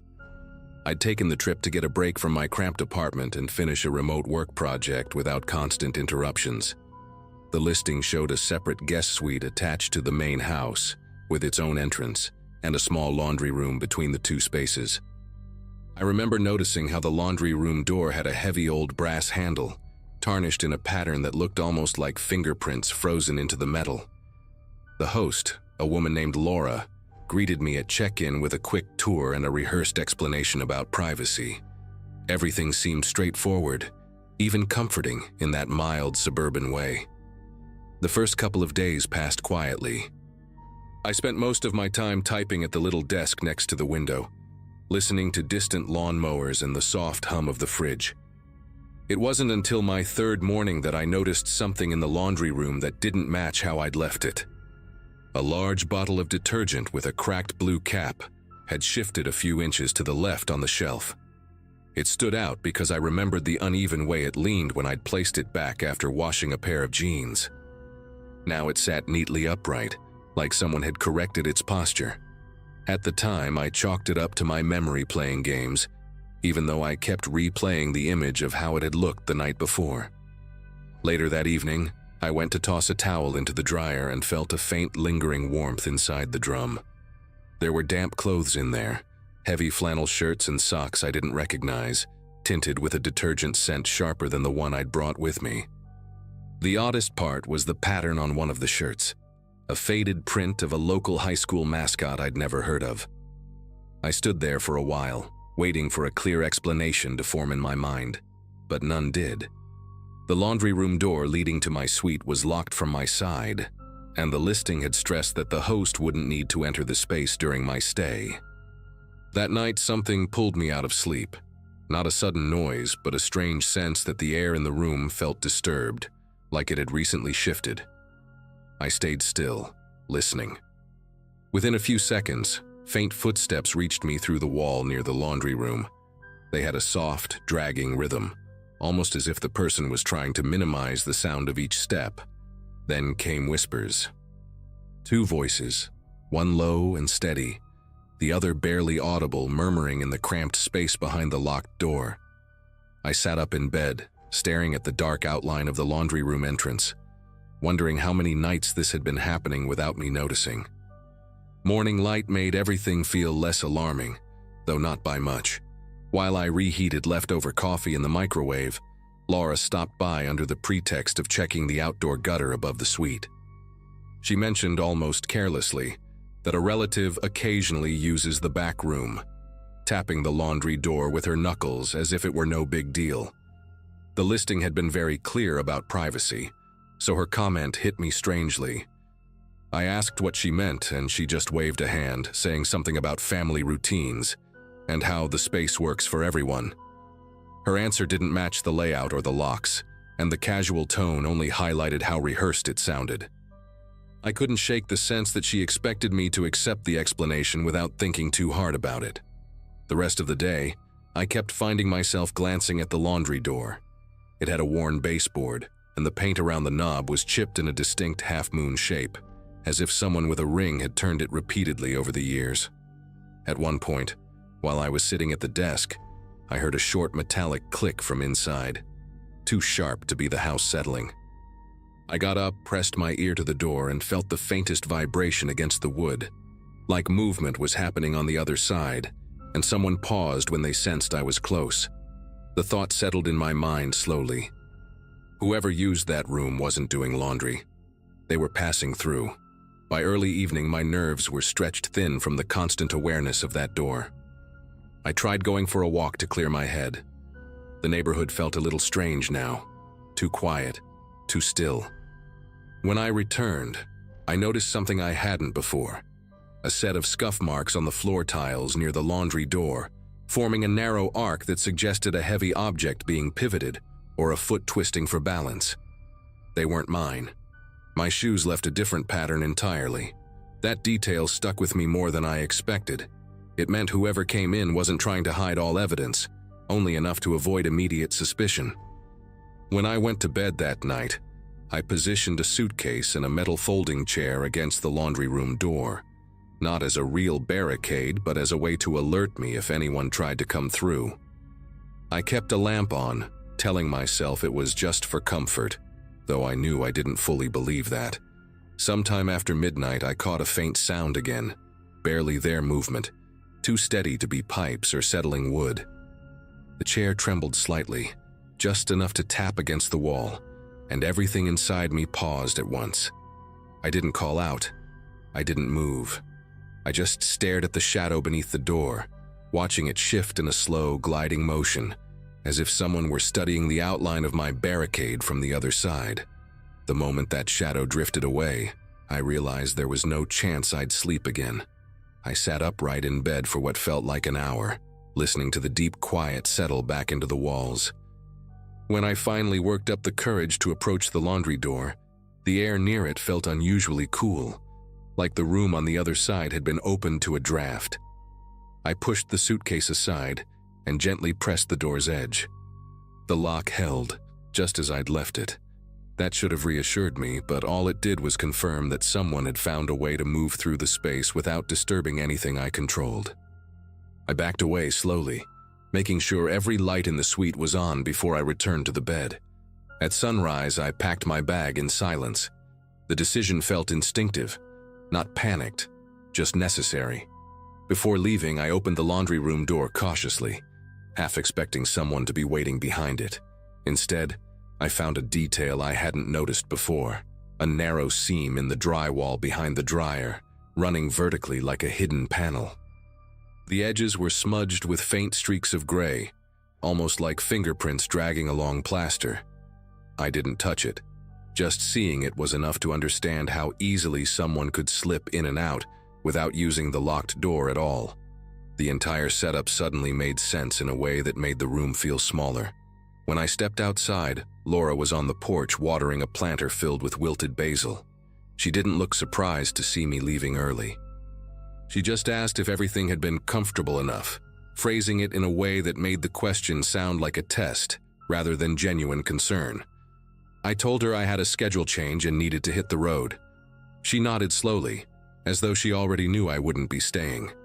Her expression didn't show guilt or relief, just a strange, unreadable passivity that made me wonder how many other guests had cut their stays short without explanation. I didn't wait for further conversation. I walked to my car, feeling the urge to keep a steady pace until I reached the driver's seat. I reported the listing that afternoon, attaching everything I could describe without sounding unhinged. The platform took the report but never followed up with details, only confirming they were reviewing the matter. A week later, curiosity pushed me to check the listing again, and it had already been removed. No explanation, no replacement, nothing. I still think about that thin vertical seam behind the dryer and the voices whispering in the dark. Whatever was happening in that house felt practiced, routine even, like I'd just stumbled into someone else's nightly pattern. And even though I left without confrontation, the knowledge that people had been walking through the suite while I slept has stayed with me in a way that's hard to fully shake.